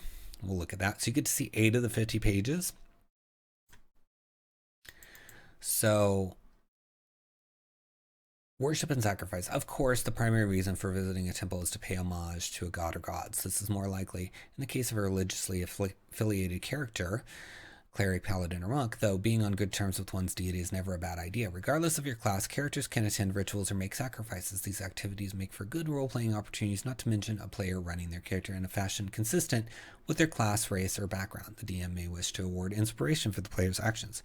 Then you have divine magic. The first thing that comes to mind when mentioning divine magic is healing. This includes the curing of wounds, poison, madness, and other afflictions adventurers tend to collect. Depending on the temple, a party might avail themselves of curse removal, restorations, and resurrections. Temples can make available items like holy water and healing potions if they have an alchemist in residence. And then it says there's a list of magic available. In the average adventure, obtaining clerical magic is the most common reason adventurers interact with the temple, but the experience is often a little different from buying rations at a general store. And then here's some of the things, spells and things that they would offer for donations. For the DM who wants players to appreciate temple magic, there are ways to do that. We'll discuss 2 of them, called costs and restrictions. When we say costs, we're not talking about coin, although some of those probably will be exchanged along the way. Obtaining divine favor requires the goodwill of a cleric acting as an intermediary. A temple is not a shop. One shouldn't be able to simply walk in, toss a bag of money on the altar, and say, "Give me some healing." Instead, clerics can insist that the beneficiaries of divine magic perform a service for the temple. They might want specific goods, building materials, or food in place of coin. Any money exchanged is defined as a donation to the temple and related charitable organization. On the darker side, a cleric could demand a sizable bribe to provide services. And then they have a whole table of services performed and restrictions. So must be adherent to the same god, or must not be of the opposing alignment, must belong to the same nation, etc. And some of the services performed, like providing a live exotic beast for sacrifice, providing a specific service to the requester, retrieval of a rare material, slay some number of enemies at the temple, etc. And this is just the beginning. We're only getting to look at 8 pages of 50 that are going to kind of deepen your opportunities for working with temples. Temples come up, right? So why not have this book and have a variety of options to bring them to life instead of just treating them like another shop, right? So check it out under Temples Illuminated in the links below and give it a click. Next, we have The Three Forked Road Neverwinter Adventures by Andrew Sneath, and it's a 5th level adventure. And I love this image that harkens back to the old school boxes that you could buy, even the new ones with this ribbon on the front. Just looks really cool. I like that they did that. So Andrew Sneath is the author. $10 for 312 pages. 312. That's a lot.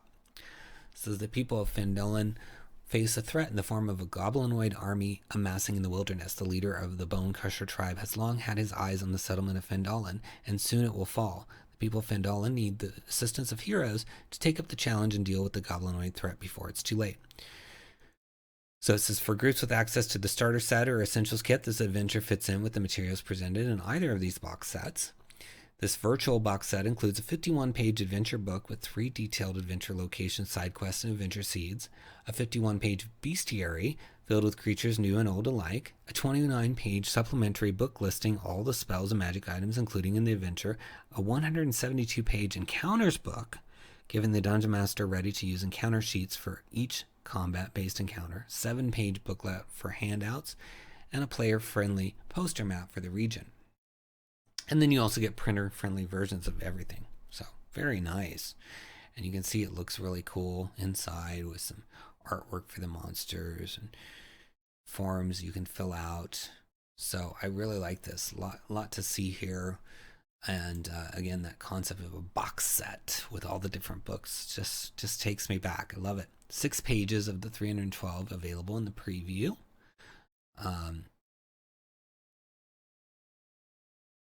So let's look here. You got the contents, introduction, overview, getting started, then all about the Neverwinter region. So let's read the beginning here. Harbin approaches the player characters as they go about their business in Phendelin. This may be an encounter in the local store, or he may approach them whilst they are resting in Stonehill Inn. Regardless as to how he approaches the characters, Harbin asks the player characters to assist him in dealing with the goblinoid threat which has been growing in the region. Goblinoids have been sighted in the hills to the south of Phendelin. Scouts have been ventured into the area to investigate and reported that the goblinoids appear to be based in a set of abandoned catacombs called Devil's Delve. Devil's Delve is an underground complex which once served as a lair to a devil-worshipping cult. It is found in the foothills of the northern side of the Sword Mountains, half day's travel south of Phendelin. Harbin is willing to pay the characters 1,000 gold pieces if they manage to eliminate the goblinoids at this location. The gold is to be paid in full upon successful completion of the quest. If the player characters choose to negotiate a successful persuasion check, will increase the reward by 200. So, very fun intro. I love the feel of this overall. It just feels like you're buying a box set, you're getting all these books, and it's designed to also go nicely with the existing box sets from 5th edition. So, I think you should check it out under Three Forked Road in the links below. Give it a click. Next, we have Trinkets of Strixhaven, written by David Stevens. It's $1.50 for 9 pages. It says 100 new trinkets that you may find exploring the magical University of Strixhaven. The trinkets presented in the supplement are inspired by the wonders and mysteries of the magical University of Strixhaven. They will bring an additional layer of depth to any Strixhaven-based campaign. Many of the curiosities are designed as plot devices to inspire side quests and one-shot adventures in and around the University of Strixhaven. It says it represents the merest fraction of what one will find while wandering the dark streets of Minzo-Berenzan. So you get 100 new Strixhaven trinkets and 10 new full fleshed out plot hooks for adventures at the Strixhaven Magical University. So that's fun. Lots of Strixhaven content this week, and you can never have enough trinkets. I mean, and even though this is Strixhaven based trinkets, these could be used anywhere, I'm sure. And especially if you have a multi-plane campaign, where people are going to different worlds and experiencing different things, this could lead you to Strixhaven potentially. And I think trinkets are just great story starters. They're great background items for people to kind of build up their character, touchstone, if you will, to kind of shape that. And David Stevens does a lot of these series, a lot of these types of books on trinkets. So David has a lot of experience with trinkets, which is helpful as well if you're going to create a bunch of them. So you get to see 47 of the 100 in the preview, which is nice. So we'll just read about 4 of them here. So you've got a red candle mounted on a bleached white skull. You've got an ancient bronze medallion with the symbols of the 5 dichotomies inscribed on the front. You've got a cork-stoppered clear glass bottle half filled with a liquid metal of unknown origin. And you've got a mounted owlbear head that roars when anyone comes within 10 feet of it. So all of those are flavorful. A lot of those could be used outside of Strixhaven. And then I see one here called a circular green jasper amulet with the sigil of Quandrix College glowing in blue on one side. So there's some that specifically relate, and you could have that somehow. I mean, a portal could have opened, right? And this thing flew into it, and maybe it's the only thing that survived and landed in the Forgotten Realms, right? So you could have the Quandrix symbol even showing up and confusing everybody, and maybe being a red herring for your party. So I like the ideas that trinkets trigger, and this, yet again, David kills it with some trinkets for you to bring some extra life and something tangible for the characters. And some of these could even be made probably as props to hand out at your table or to show if you wanted. So I would check it out under Trinkets of Strixhaven. Give it a click. Well, that's our last DM's Guild title this week before we move on to DriveThruRPG.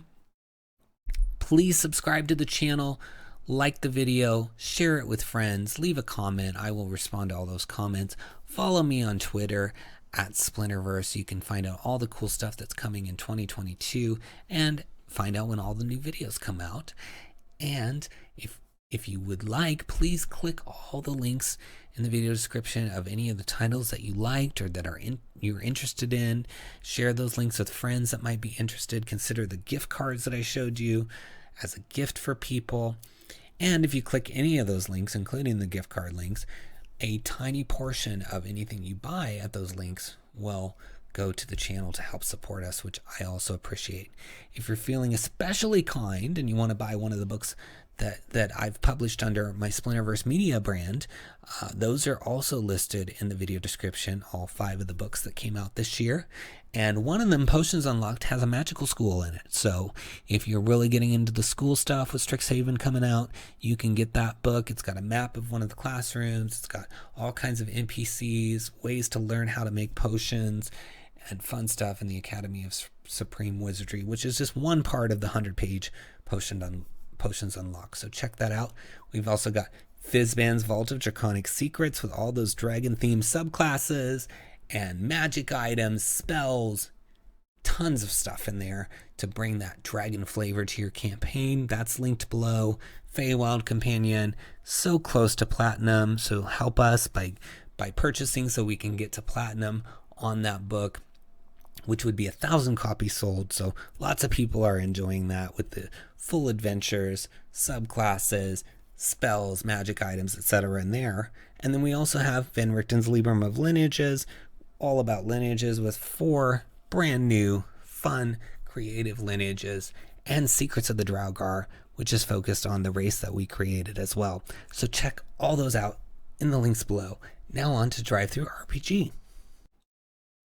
Our first drive-thru title this week is 0-level Cleric Spells Sound Effects from Chaotic Evil Games. It's priced at a pay-what-you-want price of 99 cents, and it's an audio product. It says this collection of original sounds are designed to aid the aspirant cleric in his or her 0-level spellcasting. 7 sound effects, all modeled after the 5th edition basic rules, are included. We recommend using a soundboard app on your device to trigger and play these sounds while you play. Available as either MP3 or WAV files. And then these are just some of the spells, basically, that it has sound effects for. So you've got Spare the Dying, Sacred Flame, Thaumaturgy, Resistance, Mending, Light, and Guidance. So, and it sounds like they have another place where you can get more sound effects. But presumably, if you're a player as a cleric and you wanted to use these, you would maybe have it on your phone and use the soundboard and play it as you cast the spell. or maybe the DM can cast it for you. Whatever you want it to do, or maybe you're a DM and you want to use this on an NPC. But they have a little video down here that plays all the sound effects, so I was just going to play part of one here. So I think this is for thaumaturgy.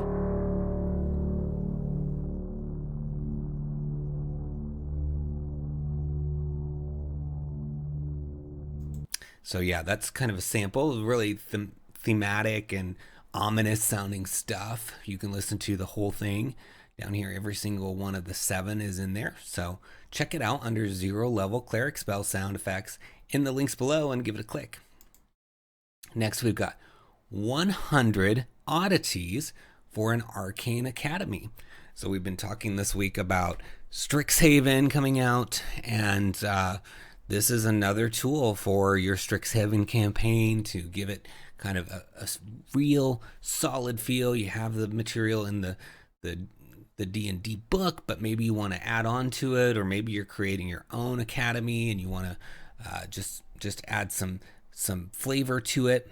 This could work for you. It's by Skirmisher Publishing. It's $3.99, and it's got a lot of authors.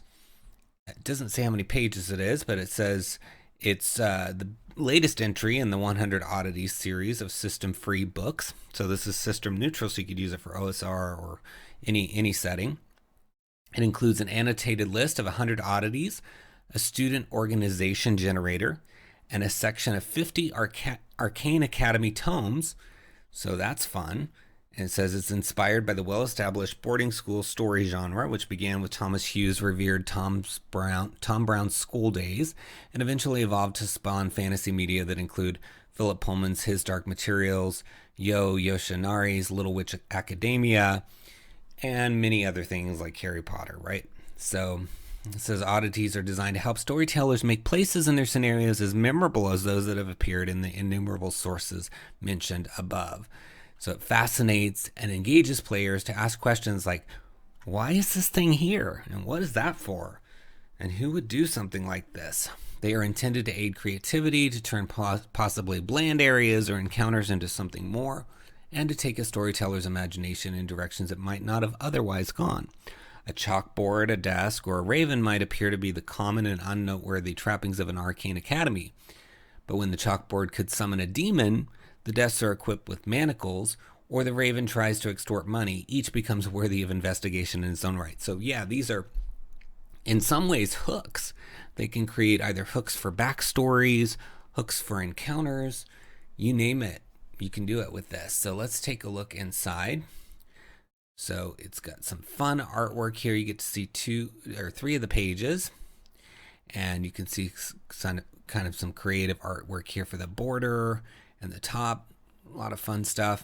So we will zoom in and read one of these oddities. So it says a cricket bat-sized paddle engraved with a triangle, a T, and an X floats in the air. It targets anyone approaching within arm's length, swiftly flying to swat at the buttocks. After 2 successful swats, the paddle ignores that target until the next day. So that's fun, right? It's not like it's a full-sail assault against you. It's just a singular little tap. It's coming up and just kind of being something interesting to happen in the vicinity of something else, right? That wouldn't be your whole encounter, but it would be something that would occur maybe as on the way to an encounter, or just before an encounter starts, or even during downtime. So then you've got the student organization generator. It says, what does your typical Arcane Academy student do when they aren't sleeping through lectures, fighting off extra planner horrors from classroom 14B, or sneaking out behind the bleachers for a bit of pipeweed? They're packing their transcripts with extracurricular activities. So the next time you're stuck for student organizations or want to flesh out the background of student non-player characters, just make use of the subtables that appear here. So it teaches you how to create a student organization, and then they've got some here like Anima House, Arcane Dramatic Society, Black Hat Cabal, Chess Club, Dragon Writing Club, etc. So We'll just read a little bit about dragon riding. Popular among the wealthy and the adventurous, the Dragon Riding Club is the place to be for those who want to learn how to groom, feed, and raise dragons. Actually, riding dragons is exceptionally dangerous, so if and when that happens, it is limited to senior members and faculty advisors, but no one wants to join the Dragon Grooming Club. So the current name is used, Dragon Riding Club. So fun. I'm not going to read the whole thing there. You can come back and read that. They've got multiple other oddities you can read in the preview. So sounds like a very cool supplement for Strixhaven or your own academy. So check it out under 100 oddities for an Arcane Academy in the links below and give it a click. Next we have Brew Kessel. It's number 1 and it's from Kettlesburg Games. It's $10, 66 pages, designed for OSR and old school essentials specifically, but probably could be adapted for other things, and since this is also a magic school themed supplement, I'm guessing it would work well with Strixhaven. So it says, once upon a time there was a wonderful school of spellcraft and sorcery called Brew Castle. 62 years ago it vanished in a flash of red lightning, taking with it some of its best and brightest names in magic. All that left behind was a deep smoking hole. Was it the result of a spell gone wrong? Had the gods finally rained down judgment on their vile witchcraft? No one could say for sure. In fear of repeating Brew Castle's unknown mistake, one by one, the other schools locked their doors. Brew Castle reappeared 7 months ago. So there's the hook right there, right? There's a school, disappeared, now it's back. What happened? Why is it back? All that stuff. And you could even maybe have it be that it's disappeared, somebody sends you out to find it, and then you find it.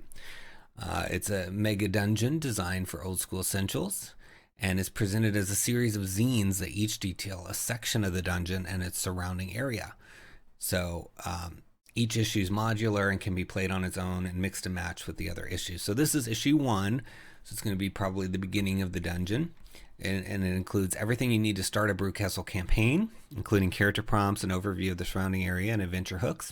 It says it includes the witch who controls the grounds and her force of canny mercenaries. The ground floor is covered, including the mundane requirements of a boarding school, kitchen, smithy, baths, owlry, and hospital. The School of Enchantment, featuring a warlock with a wizard's head in a jar, a mad enchantress, and a portal from the Fey realm. Other adventurers interested in the dungeon's treasures and secrets. A plethora of strange potions presented with tasting notes. Rules allowing characters of any class to learn spells. How to assign your character to one of Brew Castle's 4 houses. So like Harry Potter, it has houses. So seems like a lot of fun. Let's take a look inside. So you get to see 4 of the 66 pages, and you can see some isometric maps happening in here, which is nice. They're all black. Everything's black and white, like typical OSR, which is cool.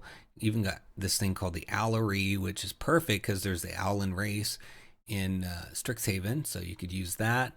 You would have to convert the stats, of course, because this is geared towards OSR, but that's okay. A lot of skilled DMs can do that. So let's read a little bit. They've got the owlry mailroom, owlry writing room, and the roost. It says, during the day, they sleep in the tower. At night, they hunt as a flock. Sometimes one gets an acceptance letter from downstairs, and obeying encoded instinct delivers it. So there's several, like there's the owl-beaded girl wearing a dirty robe here, and it says, role-playing was once an owl, is now mostly human, can speak common but isn't used to it, content with her current lot in life because she doesn't know any better.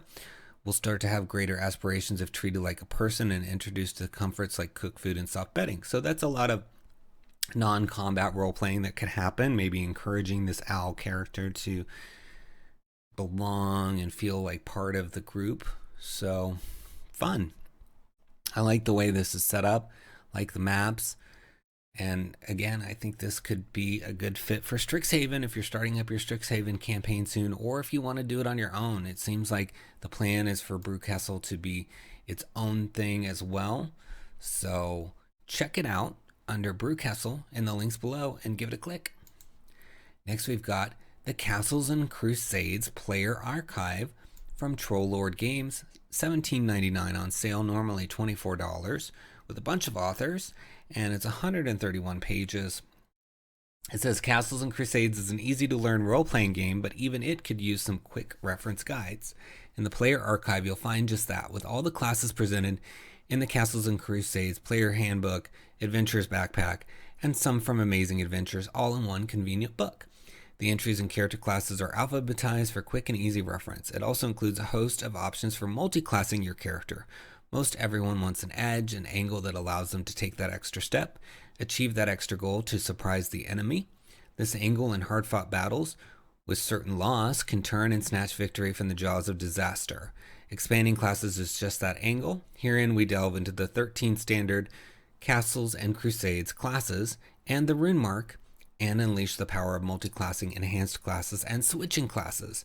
Create new characters that combine the powers of several classes or breathe life into old characters long used to the campaign trail by switching classes. Expand your game with expanding classes. So it's Castles and Crusade is OSR. So if you're playing OSR or you're playing Castles and Crusades, then this is probably a must for you, because it's got all the player stuff from all the Castles and Crusades bundled together under one roof. So you have all those classes together in one supplement, which I think makes it really easy to have players look through and pick a class.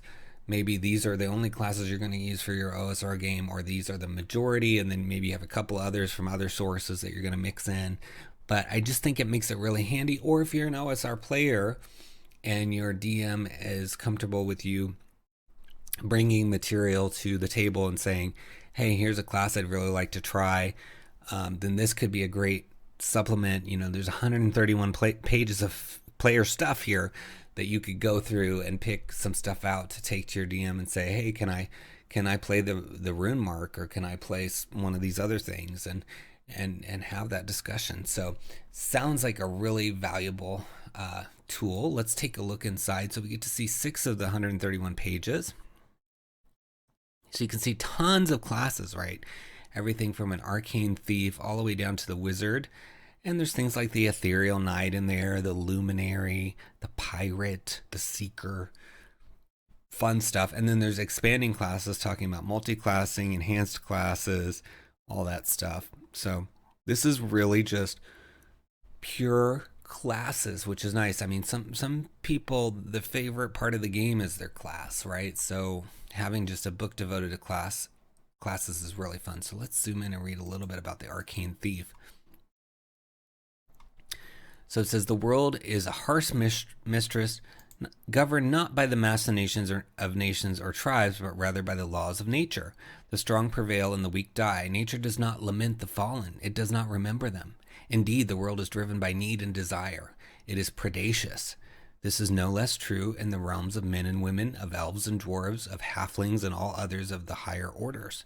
There are predators amongst them, those who will take weakness as a sign and use it to their advantage, feeding upon them. The arcane thief is able to use the arcane powers of others to their own benefit. They possess an extraordinary understanding of magic, its use, its origins, and its application. They feed upon the arcane powers of others, mimic them, and remold them to their own needs and ends. In the end, they take what they desire from those who have it. In all this, they are aided by an extraordinary intelligence and learning. So, cool. They've got like this arcane skill set, maybe from some study, that they're then going to apply to getting what they want. And they've got things like steal essence, steal spell, which uses intelligence, so stealing spells can be fun. Retain spell, spell casting, of course, and identify. Yeah, it looks like a fun class. Nice layout, really easy to read.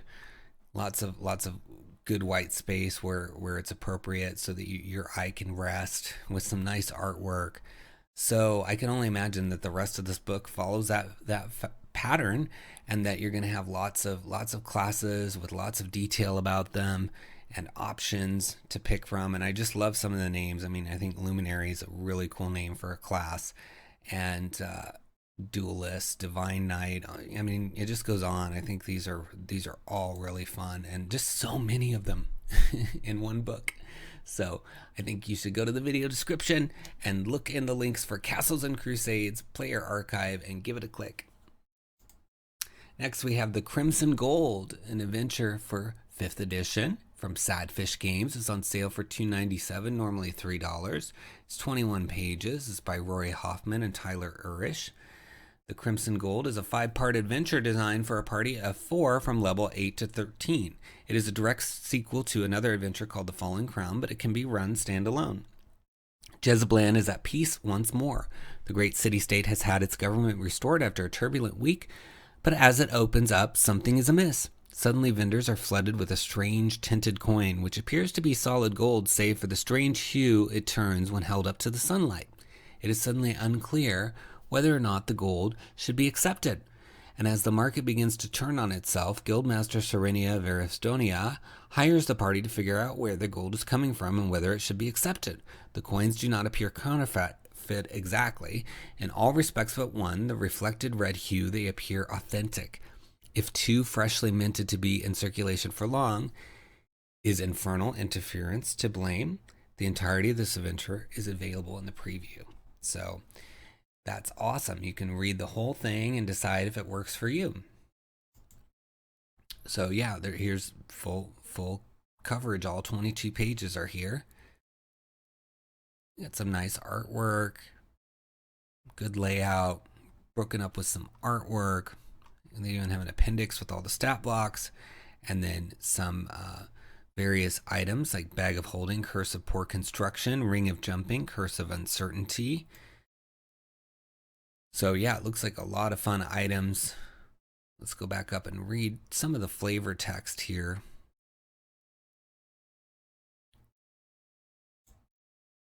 So right here, the office is warm and bright. In any other circumstance, it would be a perfect day. The sunlight spilling in through the open window. The only mar of the picturesque working scene is Guildmaster Veristonia, who looks anxious and exhausted, the bags under her eyes standing out on her face, her hair pulled tightly back, beginning to escape its bonds. "Thank you for coming," she says, briefly before holding up a single gold coin. "This is a perfectly acceptable form of payment in the market. It is soft like gold and bears the seal of the 𝘎𝙬𝙬 treasury, which is locked away within the palace and only brought out by the Lord Treasurer himself when it is time to mint new coins. However," she says, and holds the coin out into the beam of sun. As the golden light meets the coin, it takes on a strange red sheen, clearly not made of simple gold. "These coins have flooded the market, causing a huge surge in prices. I have confirmed with the Lord Treasurer that no new coins have been minted since last year, despite all the upheaval. Additionally, he assures me that only pure gold works in the minting machine. So from you, I need one thing and one thing only. Find the minting machine that is producing these imperfect replicas and bring it to me so that I may study and then destroy it. You can canvass the market, ask shop owners, lay a trap for one possessing these coins. I care not, but find the machine." So, interesting. She definitely wants that machine badly. I wonder if she truly intends to just study it. But this is the intro to the adventure, so it's something for your characters to figure out. Lots of mysteries going on. I like the setup. It's not a straight up like go take down this group of evil creatures, right? It's figure out what in the world is going on with this market. Then you've got this surrounding area of people panicking about, well, you paid me with something counterfeit and all that going on behind you, in front of you, around you. So it's a powder keg. And I think that's a good setting for an adventure. So check it out in the video description links under Crimson Gold and give it a click. Next, we've got Deadly Dungeons Volume 1 from Top Table Productions. It's 10 new 2 to 4 hour dungeons to be easily implemented into your campaign for levels 1 to 6. And it's got 10 dungeon battle maps as well as game master's advice and adventure hooks. And I really enjoy the cover. I think that's a cool look. Looks like the start of a dungeon to me. And then you get to see 2 of the pages, one of which is a map. So they've got these nice little maps for the dungeons, and then you can see everything's numbered. So I'm assuming they're going to explain everything that's in there. So let's see. This is the 7 here. I don't know if this is for the same dungeon or not, but anyway, there's one called the Gem Room, so we're going to read that.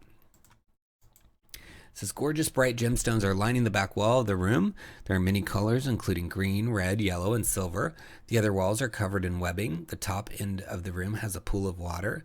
There are drips from above landing in the water, causing ringlets in the pool. There is a hole in the webbing on the upper sides of the room, large enough to fit through.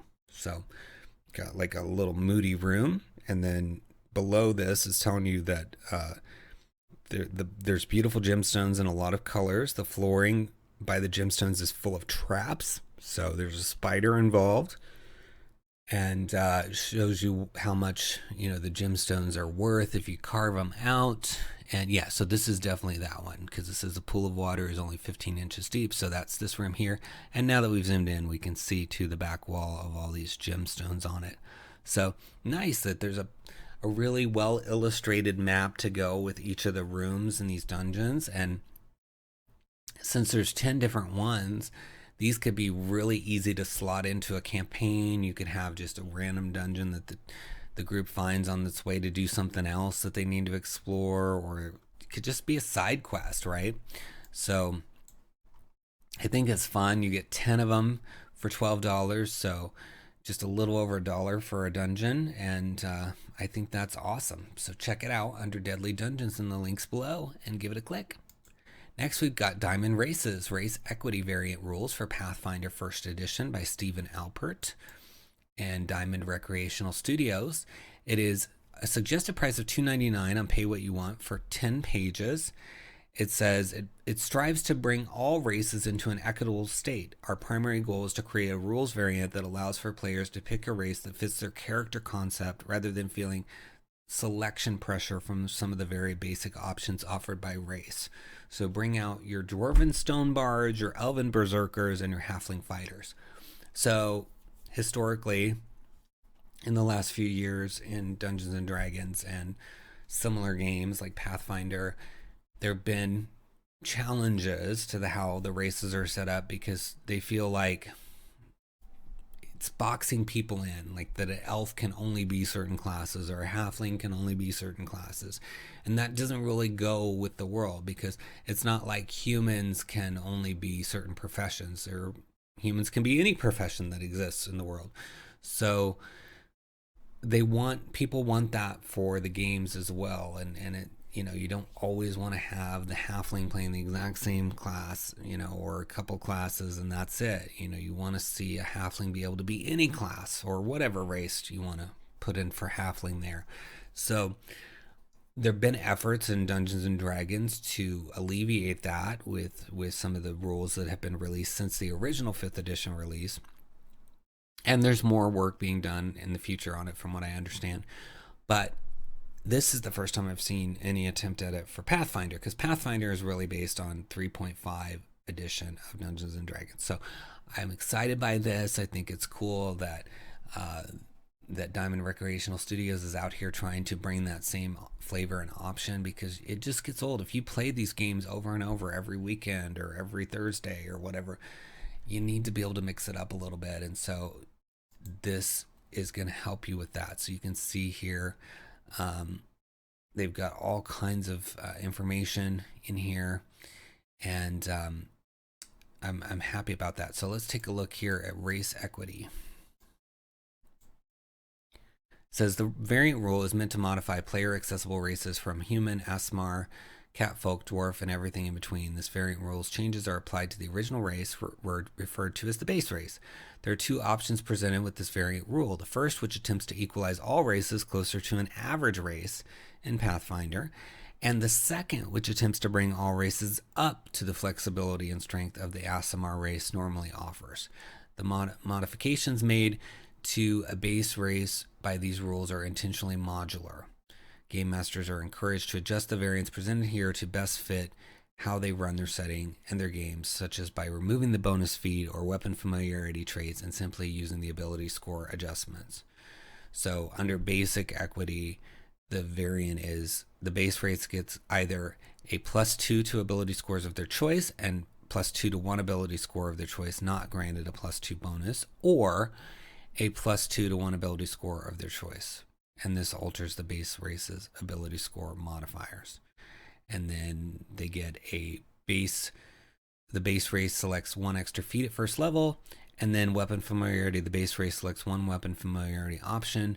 If the base race would already receive a weapon familiarity racial trait, they may exchange that racial trait for an appropriate alternate race as normal, or racial trait as normal. And that's just the version 1, and then there's version 2. So I love that they have 2 versions, so that gives DMs a lot of flexibility. And just reading through that first version, what a DM could do is maybe take the data on a race and actually go ahead and apply, copy and paste and apply in these variants, and then present the homebrew version of it basically to the players and say, pick your race from this. So it's already kind of written there, and it's just how you're starting so that they can figure out what they want to do from there. Now, if you have sophisticated players, you could probably just read these changes to them and they could get it and move on, but might be helpful if you're dealing with newer ones to just copy paste some stuff together to show them. But I love that you have those 2 options here, as well as other material on getting everything organized and ready to go. So bravo, thank you for bringing this into existence, and check it out under Diamond Races in the links below and give it a click.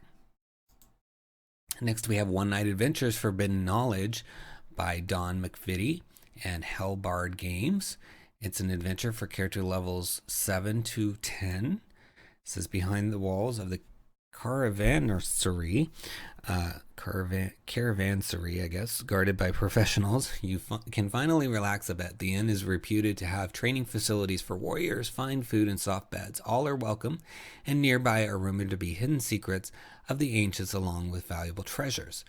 It can be used as an adventure in any campaign world or played as a sandbox in Hellbard's default setting. It says it's written and tested for castles and crusades, but notes are provided for conversion to other OSR systems. So that's cool. Let's take a look inside. So you get to see 5 of those 25 pages. So this talks about an intro for the game master, and then here's the area keys with lots of flavor text. So let's read a little bit about the caravansary. It says, a small collection of adobe houses sits on the south side of the trail, a walled compound to the east of them. Poking above the wall are the gleaming sides of a whitewashed pyramid, easily 30 feet tall. A side trail leads to a set of gates in the wall, small one-man towers on either side of the gates. There are one-man towers at each corner of the compound also. A collection of brightly colored tents is pitched beyond the houses and compound. The top of each tower is shining brass. So, and then it, gives you the DM text, which it says this is the caravansary of Durlan, a prosperous caravansary on the trade road between the kingdoms of Talifa to the west and Bassarin to the east. It is run by Quan Durlan. The goods that travel this trail are mostly desert produced, but items from the Elven kingdom to the west and some items from the far-flung kingdoms make it this far into the desert. Travelers on the trail are universally cautious, though near the caravansary they are less so. This is a place of comfort in a hostile environment. Food, water, shade, revels, all are available at the caravansary. Guards watch for customers' well-being around the clock, so even the caravan guards can mostly relax. So, nice little setting, connected to some desert locations, but you could probably change that if you need to. So, looks like fun, and I think you should check it out under Forbidden Knowledge in the video description links. Give it a click. Next, we've got the Forgotten Warband and the Dreadful Horde, new classes for the 2nd edition of the Black Hack from Stranger Foundry, and it's $2 for 21 pages. It's compatible with OSR because the Black Hack is an OSR variant. It says the 2nd edition of Black Hack brought the streamlined and inspired OSR movement to a new level. The character playbooks offer very concise and focused way to explore and enjoy the traditional classes. But what if you wanted more? What if you wished to explore the world and its dangers and dungeons with a different set of characters, unique and powerful on their own way? It says it brings 8 new classes with inspirational artwork. Play as a crusader, a mighty warrior that balances his martial prowess and his faith. Be an eldritch, a cursed wizard bound to an abyssal monster. Conquer the wilderness as an outlander, a trained explorer, lethal, brutal, and precise. Unleash the brawler within, a powerful fighter that uses strikes and grappling to overcome his foes. And that's just 4 of those classes. So let's take a look inside. You get to see 5 of the 21 pages. get some information about the publisher, and then you've got the title page, and then here's the Crusader, and says here's your inventory location. So this is kind of like a fill-in sheet, so you can fill it out for your Crusader, and it's got your starting stats down here, your sacred vows. So it's similar to, I guess, like a paladin. So your sacred vows include on this D6 table: protect the weak, smite evil from this world, never retreat from fear, preach my deity's word, avenge the injustices, and always keep the law. And then you've got an ability called Zealous Smite. A Crusader may spend an action to damage nearby undead and demonic creatures. Roll Wisdom, adding the creature's HD to the roll. On a successful hit, the creature takes 1d6 damage that ignores armor value. So, where is that? It might be another number there. Is that 1d6? It says LD6, so I'm not sure what that means, but maybe it's explained somewhere in here that we just haven't read. But it looks fun. I like the playful artwork. I like that there's a little form that you can just fill out to create your character, so you could print that and then have this little image on it. And it's black and white art already, so the printing will be really easy. And yeah, it looks fun. Maybe that L stands for level, like level D6 damage. Anyway, I like this. I like the artwork. I've heard great things about the Black Hack and other hacks of OSR. So check it out under Forgotten Warband and the Dreadful Horde in the links below, and give it a click. Next, we've got the Gnoll Sage, Ecology of the Owlbear from Isgrim Creations. It's issue number 7 for Gnoll Sage, because Gnoll Sage is kind of like a zine. And it's for OSR. It's 35 pages. It says, in the 7th issue of the Gnoll Sage, Fleabag educates us on the ecology of the owlbear, as well as several other owlbear variants: the alpha bear, undead owlbear, humming bear, stuffed owlbear, snowy owlbear, eagle bear, and lizard bear. It says it's designed for the Chromatic Dragons game. It is compatible with all or most OSR rule sets with little modification. And what's cool is it's $3 for the PDF on sale, but you can get both the soft cover black and white book and the PDF for $6. So that's a pretty good price for a physical copy of a book. So let's take a look inside.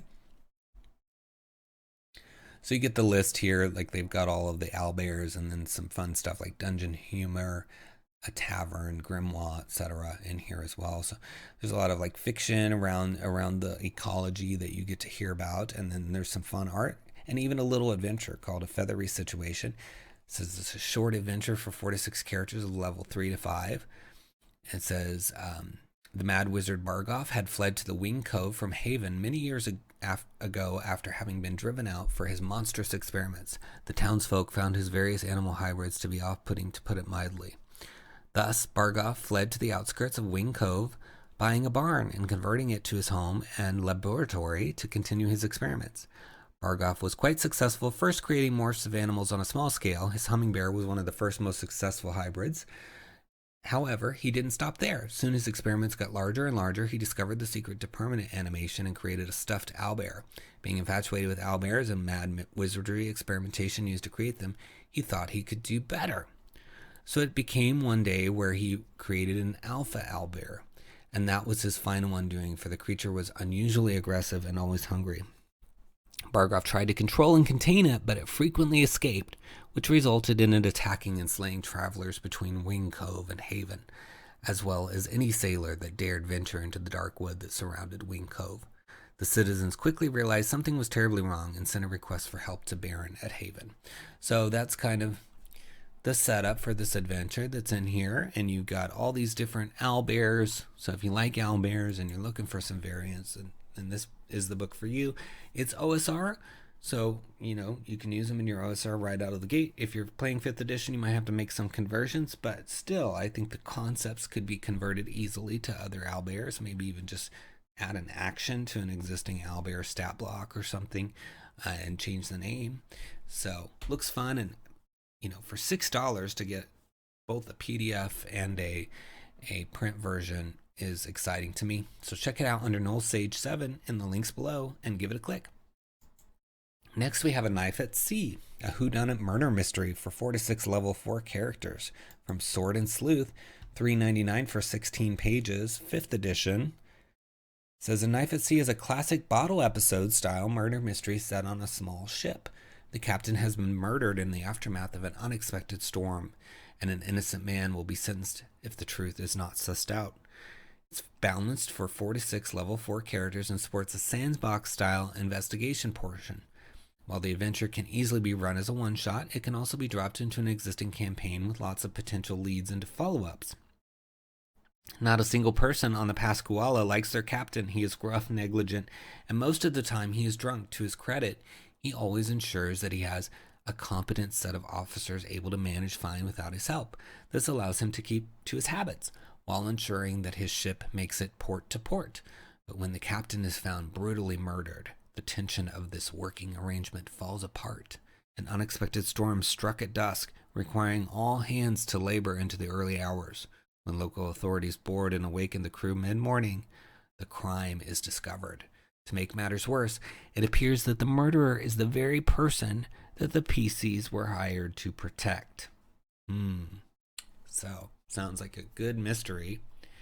And you can see it's got a very nice, cool layout with some fun borders. And let's take a look inside. I enjoy the cover too. I think that's a real nice layout. They've done a good job with that. And then you've got the credits, table of contents, intro, and then here's the whole beginning of part 1. So let's see what we can read for you up here. Let's read a little bit of the adventure hook, because you know a lot of the background already. It says the characters have been hired as a group to serve as bodyguards for 𝙤𝙤𝙢𝙠𝙨. To accomplish this, they are serving as incognito crew aboard the Pascuala. Their final goal is to ensure that 𝙤𝙤 makes it to his port of destination. Reasons for having been hired can range from political intrigue to a suspicion that something will go wrong. So, there you go. It's a very fun setup. I like the art and the sort of nautical theme they've got going on. I also like the whodunit aspect of it. I think that just is a lot of fun for players to kind of go through this Agatha Christie style situation where you got to figure out what's happening. So check it out under Knife at Sea in the links below. Give it a click. Next we have Lair of the Dire Hag, a really fun map set. I mean, look at this stunning artwork. It looks really, really cool. And it's from Rowan Studio. It's $1.99 for 11 pages.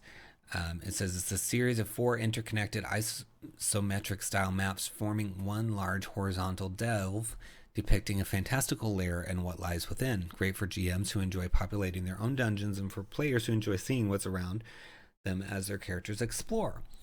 Each map is presented separately as high resolution, full color 8.5 by 11 page, ideal for printing and VTT play. A 28 by 11 combined map depicting the entire delve is included. And there's also a bonus area map of a boggy woodland setting wherein there is a hole, a maw that marks the entrance to the lair. And then there's various image files at 300 DPI. So let's take a look inside. And this is stunning. The art in this is stunning. And the authors, Rowan Studio and Randy Masao, they also released this Causeway map set this week too, which was, I had trouble choosing between the two, but the Lair of the Hag won out here. But consider looking at their other work too, because they have this Causeway down here. All right, so Lair of the Hag, let's zoom in, see some of this beautiful artwork. And I love isometric to begin with, but this is just, I mean, so beautiful. You can see that here's the woodland area with the hole in the ground that leads to this lair. And then here's some information about it. And then you just get to the beginnings of the maps here. You can see all the different little pieces. You could probably even use like a program to like separate these if you needed to and just use a piece of it. You know, like Photoshop or something if you just wanted to use part of it. Cut it out. Or you could just put a piece of paper over it or block it in your VTT program, etc. But there's so much. And I mean, this one here where it just goes from the beginning, like the going through the mouth all the way through to the rest, to the, I mean, look at that final room. Really cool looking. And then more information. There's little descriptions of what's going on, and then one without any descriptions for the players or for to hang up on your wall, whatever you want to do with it. But I think it's just stunning artwork. And hags are Fey, and right now there's a lot going on with Fey between, you know, the Wild Beyond the Witchlight and my book Feywild Companion and all the other books that have come out. So definitely could get some use out of this. You could even make it the lair for something else. I think a hag is perfect for this, given the look of everything. But you could even make it the lair for something else because it's only $1.99, and it's lots of artwork for you. I think that's just such a super low price for the value. So check it out under Lair of the Dire Hag in the links below and give it a click. Next, we have the Legacy of Scoundrels. It's an adventure for characters levels 1 to 3 for Old School Essentials or OSR. It's $4.95 on sale, normally $5.95. 73 pages. Author 𝙤𝙤𝙬𝙧𝙬𝙬𝙧𝙀, it looks like. It says, after having arrived at the village of Kerwick, the characters will soon discover that something doesn't seem to be right in the castle nearby. From there, they will follow the footsteps of Sir Caspian Mortimer, nobleman and aspiring sorcerer, into the valley to the north, where he had traveled to find the truth about his mysterious grandfather, a valley rumored to be home to trolls, frogmen, and werecats. And somewhere in this valley there is a tower that once belonged to a mad wizard, a tower now said to be surrounded by dangerous, unnatural flowers. As the characters venture deeper into the valley with its leech-infested marshes, its overgrown, allegedly haunted ruins and odd denizens, some more friendly than others, they will step by step be able to solve a mystery buried for half a century. This adventure offers a non-linear, sandboxy adventure focusing on exploration and mystery solving, where it will take more than fighting skills to overcome the challenges that lie ahead. So, sounds like a fun one. Let's take a look inside. So you get to see 11 of those 73 pages, and that's a lot of pages too for an adventure. I think that's really cool. And you can see that there's maps in here, and there's some black and white line art. So we've got a weird secondary effect table with the first entry. It says glows in the dark, but also regenerates 1 health point or hit point per hour. Smells like a skunk. Animals won't attack the person. Sleeping near or being close to that person is unbearable. So those were the first 2, some really good ones. Let's go back up and see what else we can read. Overdue books. That looks fun. It says, Brother Gabor, servant of the god 𝙤𝙤𝙬𝙗, Lord of Knowledge, has hidden interest for sorcery. He and Sir Caspian discovered that they have had this passion in common and have been corresponding for several years, sharing tips about grimoires and alchemy recipes. 3 years ago, Gabor lent Caspian a book about magic. He has reminded Caspian several times that he wants it back and has now lost his patience. He wants the PCs to go and retrieve the book for him. So that's a fun quest. Go get my magic book. So I think this could be pretty fun, and I mean 73 pages of adventure. I mean, that means you can pick and choose some things out of it to use elsewhere. You can run the full adventure, you can run part of it. Just even that little thing that I just read about the book, you could take that out, use it somewhere else. So for $4.95 for 73 pages, I think you're going to find some stuff in here. Yes, it's OSR, so you can use it for OSR, but even that little hook I mentioned, you could put that easily in 5th edition. So check it out under Legacy of Scoundrels in the links below and give it a click. Next we have Manthrax, Malicious Steamroller by Matt Kimmel and Orpheus Press. And look at this wonderful cover. I mean, I saw this and I was smiling ear to ear because it says Steamroller, and then you see this tower that's tipped on its side and it's rolling with some smoke coming out of it, clearing away the field here as it rolls. So apparently this steamroller is a tower tipped on its side that's got some power somehow and is smoking and rolling. And I just thought, what a clever idea. So just right at the cover, we're already at a clever idea. So I can only imagine how much more clever it is inside, and it's for 5th edition. $4.95 for 13 pages. It says, after an experiment with a teapot goes wrong, a wizard's tower rolls through the forest, crushing all beneath it. Wow, that must be some teapot. Its owner, Manthrak the Meticulous, wants it back. It's up to you and your companions to stop the tower's rampage before something even worse happens. I think this is just so fun. I mean, just telling your players, okay, there's this thing rolling through the forest and damaging everything. Well, what is it? It's a tower that's on its side. What? You know, it's the reaction is going to be something else. So I think if you're looking for like a little short one-shot side quest that will tickle your players, I think you may have found it with this. And it says it's for a party of 4 to 5 4th level characters with no setting specific details. It can be easily dropped in anywhere. And it's got VTT maps, gridded and non-gridded, so that's awesome. And here's some little things, a little artwork. Here's that teapot it looks like. So there's a quote from one of the characters. It says, "There's nothing quite like the smell of a new adventure, where adventure is experiments in the tower, and the smell is the potolometer's Keltane fuel mixing with the copper fumes from my crystal stabilizer. One of these days, I really must invent an aeration filter. Perhaps it could replace all smells with a waft of chamomile tea. Ooh, that reminds me. Now, where did I put that teapot?" So that's a quote from Manthrak the Meticulous, who is the titular character in this adventure. And let's take a look inside. So you get to see 3 of those 13 pages. So you got your credits and then your intro here. And so let's zoom in and see what we can read for you. It says, for most of the adventure, the characters will be traversing the interior of Manthrak's tower as it rolls in a circle, walking on its walls and not its floors.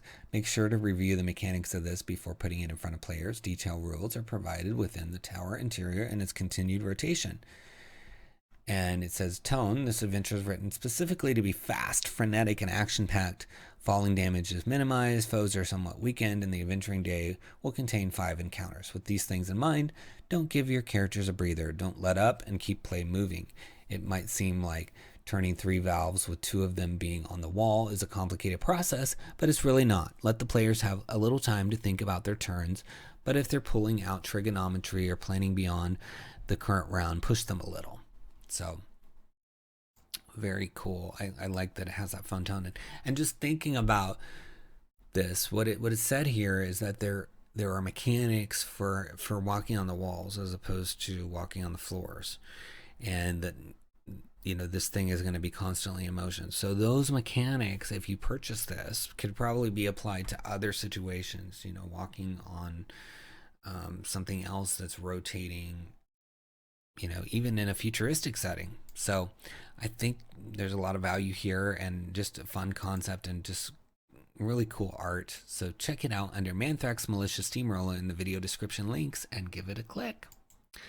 Next, we've got No Art Punk #1 from the Merciless Merchants and Prince of Nothing with various authors. A suggested price of $10 on Pay What You Want. It's for OSR. Everything from Labyrinth Lord, Osric, Basic, Beckme, First Edition, all that stuff is listed here. It says the following is a compilation containing the 8 best entries of the universally celebrated and critically acclaimed No Art Punk competition. You will find therein no fancy layouts, graphic design, high school projects, goofy ideas, or political finger wagging. Instead, the talents of the chosen few here have been devoted to the highest achievement, the creation of great adventures using old school rule systems. The contestants were restricted to using only those creatures, spells, and items they could find in the published body of old school D&D, with one exception, being allowed 1 item, monster, and spell each. The results speak for themselves. The volume includes adventures for Rules, Compendium, Osric, Axe, Labyrinth Lord, OSC, and Worlds Without Number, or their closest old school counterparts. The proceeds for this book will be donated to the Autism Research Institute for 3 months, after which this book will become freely available. So I think that's exciting. It just came out, so that means now in the next 3 months you're going to be able to purchase it and donate some money to autism research. They've already told you they're going to give it away for free in 3 months, so I think that's really nice and kind, and it sounds like a good cause. So, you know, now would be the time to make a donation if you're interested in that. So here is a list of the contestants and their different sections. So you've got everything from an adventure called Temple of Hypnos, The Well, Tower of the Time Master, Caught in the Web of Past and Present, Dust and Stars, City of Bats, Vault of the Warlord, and Fractious Mayhem at Mellownath Falls. So they all sound cool in terms of titles. And then you see that it's bare bones. There's not a ton of art. It's just the meat of the adventures. And you're getting to see, it's 145 pages, and you're getting to see 140 of those. Okay, and there is some art in here, but some of these adventures are kind of bare bones. But yeah, I see lots of art now later in the book. So maybe it's just those first few pages that didn't have a ton of art. But I like it. Looks really cool. Very, very, very old school look. So if you like that old school look, this will probably appeal to you. And I like the diversity of it. So this one's called The Tower of the Time Master. So let's see what we can read here. It says, a pale blue glow surmounts the weathered tower. The gentle babble of the nearby brook is drowned out by an alien cry from above. A shadow passes over the sun as a strange beast launches itself from the high crenellations. Beware, for the pets of the Time Master seek intruders to his domain. So it says the Tower of the Time Master is a dungeon crawl adventure written for levels 1 to 3. In it, the players grapple with the eponymous tower and its strange traps and treasures, all while trying to avoid the dispassionate but dangerous eye of the Time Master. Hooks to spur investigation of the tower and rumors from the outlying villages are given, but the majority of the module concerns itself with the tower proper. And there's a bunch of stuff, including relationship diagram for the NPCs, hooks and rumors, and then keys to all the locations on the map. Yeah, this looks fun. I think you get a lot of adventures out of this. You can you could pay nothing today. I mean, if it's going to be free in 3 months, it is a suggested price of $10, but you could pay nothing and go ahead and get it for free if you can't wait. But since they are going to donate the proceeds to Autism Research Institute, I think it would be cool to pay something. So check it out under No Art Punk 1 in the links below and give it a click. Next, we have Sandy Peterson's Planet Apocalypse from Peterson Games, and it's for 5th edition with a gorgeous cover, $19.99. Authors David N. Ross, Ron Lundeen, and Sandy Peterson, 358 pages. So that's a massive amount of pages. It says, Dark Lords always seem to threaten the world. This time, that threat becomes real. Your fantasy world actually gets destroyed as it becomes another planet apocalypse. A unique new product for 5th edition fantasy. The Planet Apocalypse book provides rules and guides to turn any fantasy world into a post-apocalyptic landscape where the heroes fight alongside surviving remnants to merely stymie the fiendish hordes. This full-color, high-quality 350-page tome includes new subclasses, new feats, spells, magic items, 3 adventures, a complete guide on what it means to bring the apocalypse to your fantasy world, 15 arch lords whose shadows literally manifest their own hells, and a bestiary boasting more than 70 monster stat blocks. From the brain of Sandy Peterson, a key designer on the original Doom, Doom 2, and Quake video games, as well as the author of the Peerless Call of Cthulhu RPG. And there's also a graphic novel that takes place in this universe. But what I think is really cool about this is you could have your characters going along. Maybe they get to like level 6 or something. And then you could just decide we're going to blow up this whole world that they've been exploring. And now it's apocalyptic and they have to deal with it. And that would be just a fun shift. Or you could start right away with that post-apocalyptic landscape and have them exploring that from the beginning, have them come up with their backstory as to how they became, here, what was going on in their life, before the story began. And I mean, this artwork is just to die for. And I love the borders. So very cool. And so they got the character options, subclasses, feats, and then spells, and then 3 adventures, and then information about the lands and the legions, and then you've got all these monsters, tons of cool monsters that you could use even outside of a post-apocalyptic setting, with some tweaks, of course. And then you've got these arch lords that are demonic, that are maybe the leaders of some of these legions. Again, those could maybe be used elsewhere as well. So again, value in these books. And I think $20 for most of the way to 400 pages is a good price. So you've got all these cool pictures of these various demons that are going to be dealt with in this campaign, and advice on how to make it horrifying, building a planet apocalypse campaign. So we might read a little bit of that in a second, but we're just scrolling through showing you how it looks inside. This is a returning apocalypse. I don't know. I'm really liking this. I need to get a copy of it. Let's zoom in here and read about building a planet apocalypse campaign. Bringing Planet Apocalypse to your gaming group will take some preparation. This is not a full-length campaign or setting and is intended to work in any campaign. The reason is simple. To bring this campaign home to your players, it needs to be in your universe, threatening the things they love. Do your players love to adventure in a cursed Demiplane? That's where the fiends strike. Does your campaign feature dark elves as enemies on a regular basis? Then their underground citadels are overrun by fiends.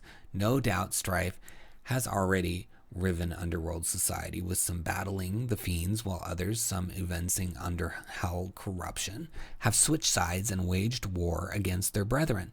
Imagine fighting through a dark elf dungeon while the elves are having a civil war.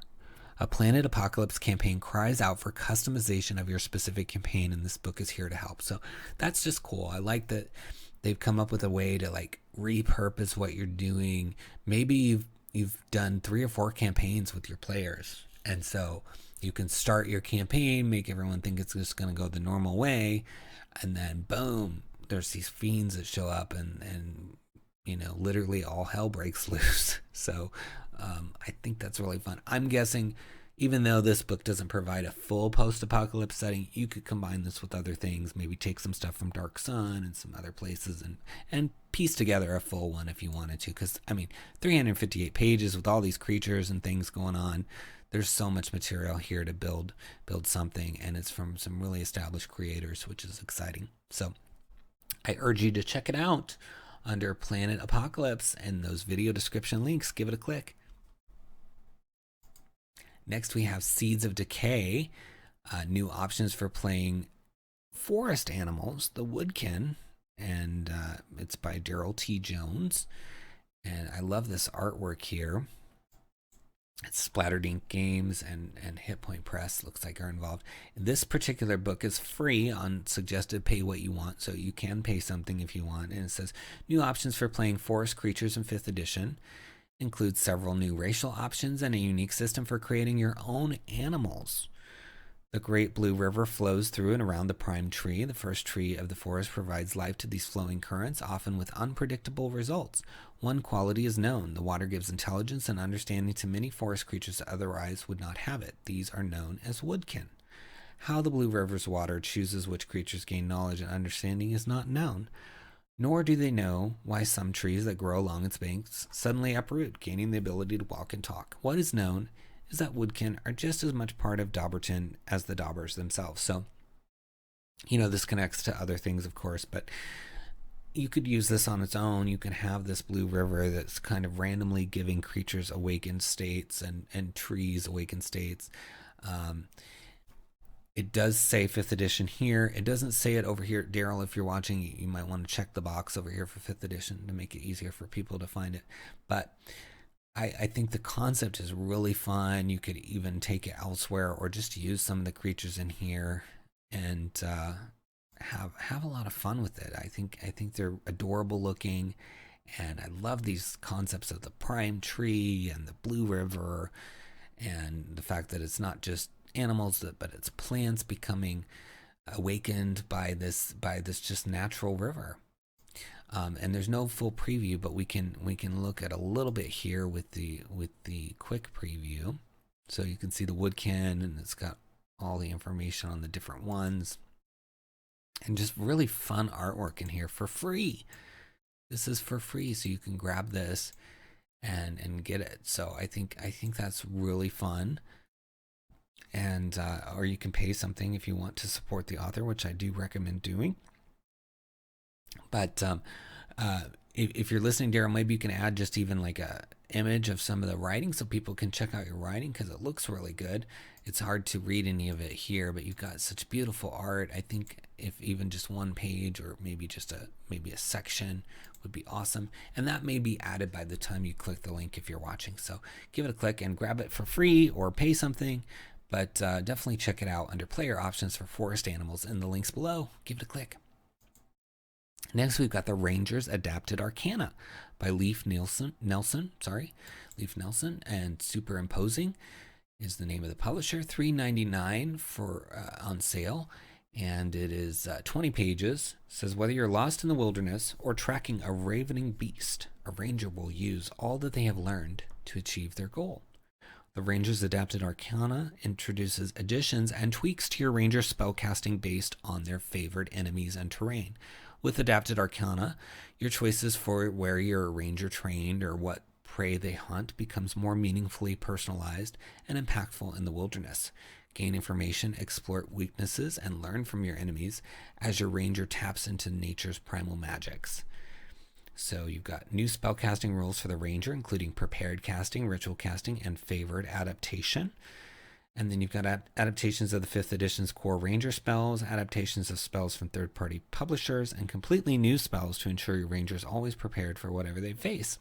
The next time your ranger goes out in the wild, make sure that they are a hunter to be reckoned with. So sounds fun. I think the cover art is really good, and 20 pages focused on ranger stuff is nice. People have complained about the ranger and its official state, so maybe there's some things in here to help with that. So yeah, here's all the information on the spell casting and then some adapted spells that have been tweaked. So it looks like they're getting this favored adaptation thing added. So you have the alarm spell and then favored adaptation. If you are outside among your favored terrain, you may cast the spell as a ritual. So that seems cool, like a little ribbon for almost a ribbon here for what you can do with this spell if you happen to be in your favorite terrain. So presumably you'd pick like grassland or mountain or forest, and then if you happen to be in that location and you want to cast alarm, then you can do it as a ritual, so you don't have to use a spell slot or anything. So you could maybe even tweak this for other classes as well, come up with some other thing. And then you've got animal friendship, bark skin, just a bunch of familiar spells getting tweaked here with the favored adaptation. So we'll read another one in just a second. So Hunter's Mark, so that's a 5th edition spell, and so for the favored adaptation it says, if the chosen creature is among your favored enemies, the spell does not require concentration. If the target drops to 0 hit points before the spell ends, the spell does not require concentration until it marks a creature that is not among your favorite enemies. So very cool. Little tweaks.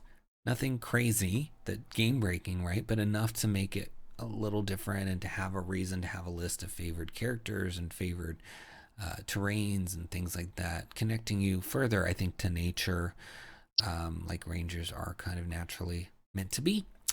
So check it out under Rangers Adapted Arcana in the links below and give it a click. Next, we've got Dungeon Age Star Dragon Rage. It's written and illustrated by Joseph R. Lewis, and it's from Dungeon Age Adventures, $7.99. It's OSR, Osric, Labyrinth Lord, and 5th edition compatible. And it says right here in the title, 5th edition. So, the ancient world of Hearth withers beneath its dying sun, but it's not dead yet. The pastoral village of Kettle nestles on the banks of a strangely warm lake. A few people are missing. A few creatures prowl in the shadows. Then the cemetery erupts. A stranger reveals that a magnificent city lies hidden below. Wondrous treasures sit forgotten in towers and vaults, but deadly monsters roar in the darkness, and they're clawing their way up. So it says it's, low-level exploration, village, wilderness, city, subterranean campaign. It's intended for low-level characters to progress from levels 1 and 2 to 5 and 6. Overall, it's designed to offer roughly equal opportunities for exploration, combat, and social encounters, and there are many unique magical items and unique monsters. Playtime depends on how many areas the PCs choose to explore, how complex the NPC interactions are, and whether the players want to revisit areas to see them evolve. Expect this adventure to run for at least 6 and up to 20 sessions. Players will explore a small village and wilderness, and then a vast underground chasm with a second village, an ancient city, an undercity, and other caves. There are numerous NPCs as well as unique magical items and original monsters. It can be linear, but it's meant to be recursive. PCs are rewarded for returning to earlier locations with new knowledge or items to unlock new features. For example, if you find the smith's master tools, he can make weapons. If you find rare metals, he can make magic weapons. This is meant to encourage the party to become invested in the world, to find all the hidden secrets, and to care about how the setting evolves due to their actions. So that sounds fun. So let's look inside. So I like the art, and I always love when the author and the artist are the same person. So that's really cool. You've got the intro, design notes. You're going to see 30 of the 61 pages, so about half the book here. So you got NPCs, running the dragons, hatching the dragons, story hooks. Well, that's a cool map. Some fun maps in here. Triggerable events. I like the layout. The 3-column layout is interesting because it kind of really focuses you on certain things. Your stat blocks. Yeah, and these are definitely 5th edition stat blocks. So very cool. Let's go up here and read the story hooks for you. Don't want to spoil too much. So, local heroes. The PCs are from the village of Kettle. They have decided to join forces to help out their hometown before seeking their fortune elsewhere, and then the triggerable event happens. Or they are new in town. The PCs are passing through the village of Kettle looking for adventure. They linger to help the locals with some minor tasks, and then the triggerable event happens. Or Big Bang, the PCs are passing by the village when the triggerable event happens, drawing their attention to this once sleepy little hamlet. So cool, giving you various options. I like this. I think there's a lot of fun artwork, interesting layout that I think works really well for this recursive adventure. And it's nice that it's got to kind of go back and forth, find this, go back to this other place that you've already been. I think that could be fun and different. So check it out under Star Dragon Rage in the links below and give it a click. Next, we have The Witch. Unlock your profane potential with the Witch class for the world's greatest role-playing game by Surweus. It's $1 for 14 pages, and it says it's for D&D. It doesn't say which edition, so we'll see if we can determine that. I'm guessing 5th, but if you're watching Kyle Hoteling, you might want to add 5th edition over here in the checkboxes so people can find it. It says it includes a new short rest caster with 3 subclasses, the Seer, the Beguiler, and the Heretic. So again, I think this is 5th edition. Personalize your witch with 30 new magic abilities and 6 new spells dripping in witchy flavor. So you've got this page here, which is the cover, and then you've got the intro to the witch. So you're getting to see the whole book, which is nice. So yeah, this is very 5th edition. You can tell by the layout and the class features. So all kinds of stuff in here. Different subclasses and sacred mysteries, witch spells. Very fun. So let me scroll back up here and find something to read for you. It says, unlike a wizard or warlock, a witch fashions their familiar from their own spirit, creating a mysterious being known as animus. The animus of a witch is a sapient companion and no more pet or servant. Your animus is the embodiment of your unconscious mind, your shadow, a part of your soul given bestial form during the awakening of your powers.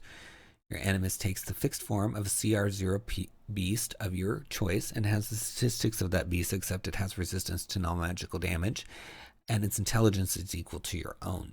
Your animus acts independently of you, but will always ally itself to you. In combat, it rolls its own initiative and acts on its own turn. When you cast a spell within range of touch, your animus can deliver the spell as if they had cast it. So it's a lot like a familiar here. It looks like you can speak to each other telepathically, and it can retreat into your shadow as an action while within 5 feet of you. In this form, it cannot affect or be affected by anything on the material plane. As an action, your animus can resume its physical form, reappearing in an unoccupied space. Very cool. And when it says when your animus is manifested, you cast no shadow. So that's a cool little detail. And then under Evil Eye, the malevolence of your glare can curse others with a bit of bad luck. As a bonus action, you can curse a creature you can see within 60 feet. And to make its next saving throw with disadvantage, the effect ends once the creature completes a saving throw regardless of the outcome, or ends its turn beyond your line of sight. You can use this feature a number of times equal to your spellcasting ability modifier. When you finish a long rest, you regain all the uses. So, fun. Very thematic. Lots of stuff in here that's very witch-like and witchy, and 3 different subclasses for the witch, as well as some sacred mysteries. So, it has to do with your animus, it looks like, on this first one. Might be like Eldritch Invocations or something that you kind of pick. So I like that. Very fun. Lots of options and good looking art to go with this witchy content. So check it out in the links below under Witch and give it a click. Well, that's our last title for the week. Please follow me on Twitter at Splinterverse. Subscribe to the channel, like the video, leave us a comment. Click all the links, check out all these books, support these creators, and inspire them to keep going. And if you purchase anything after you've clicked on one of the links, we do get a small percentage, and that helps support the channel. And if you're feeling especially generous today, consider purchasing one of our books, all of which are linked below in the video description as well. Potions Unlocked has a magic school that you can use to apply some of the things that are in Strixhaven if you just purchase that. And it has, of course, lots of potions, and it's print on demand or digital. Then we've got the Feywild Companion, 150 pages of Feywild fun for your players. We're almost to platinum, so if you could purchase one to help us reach platinum, which is 1,000 sales, that would be awesome, and we'd really appreciate it. And then we've got Fizban's Vault of Draconic Secrets, which has all kinds of dragon-themed things, including a subclass for each class, familiar and horde magic items, adventure hooks, magic, just tons of dragon content. You really have to check it out. And then we've got Van Richten's Libram of Lineages with tons of lineages for you to enjoy, as well as optional rules. And we've got Secrets of the Draugr, this brand new race that has its own deities and adventure hooks and NPCs, so check it out in the links below as well. Thanks so much for watching and supporting me and all these wonderful creators. I really appreciate it. Can't wait to bring you this video next week. Until then, happy adventuring.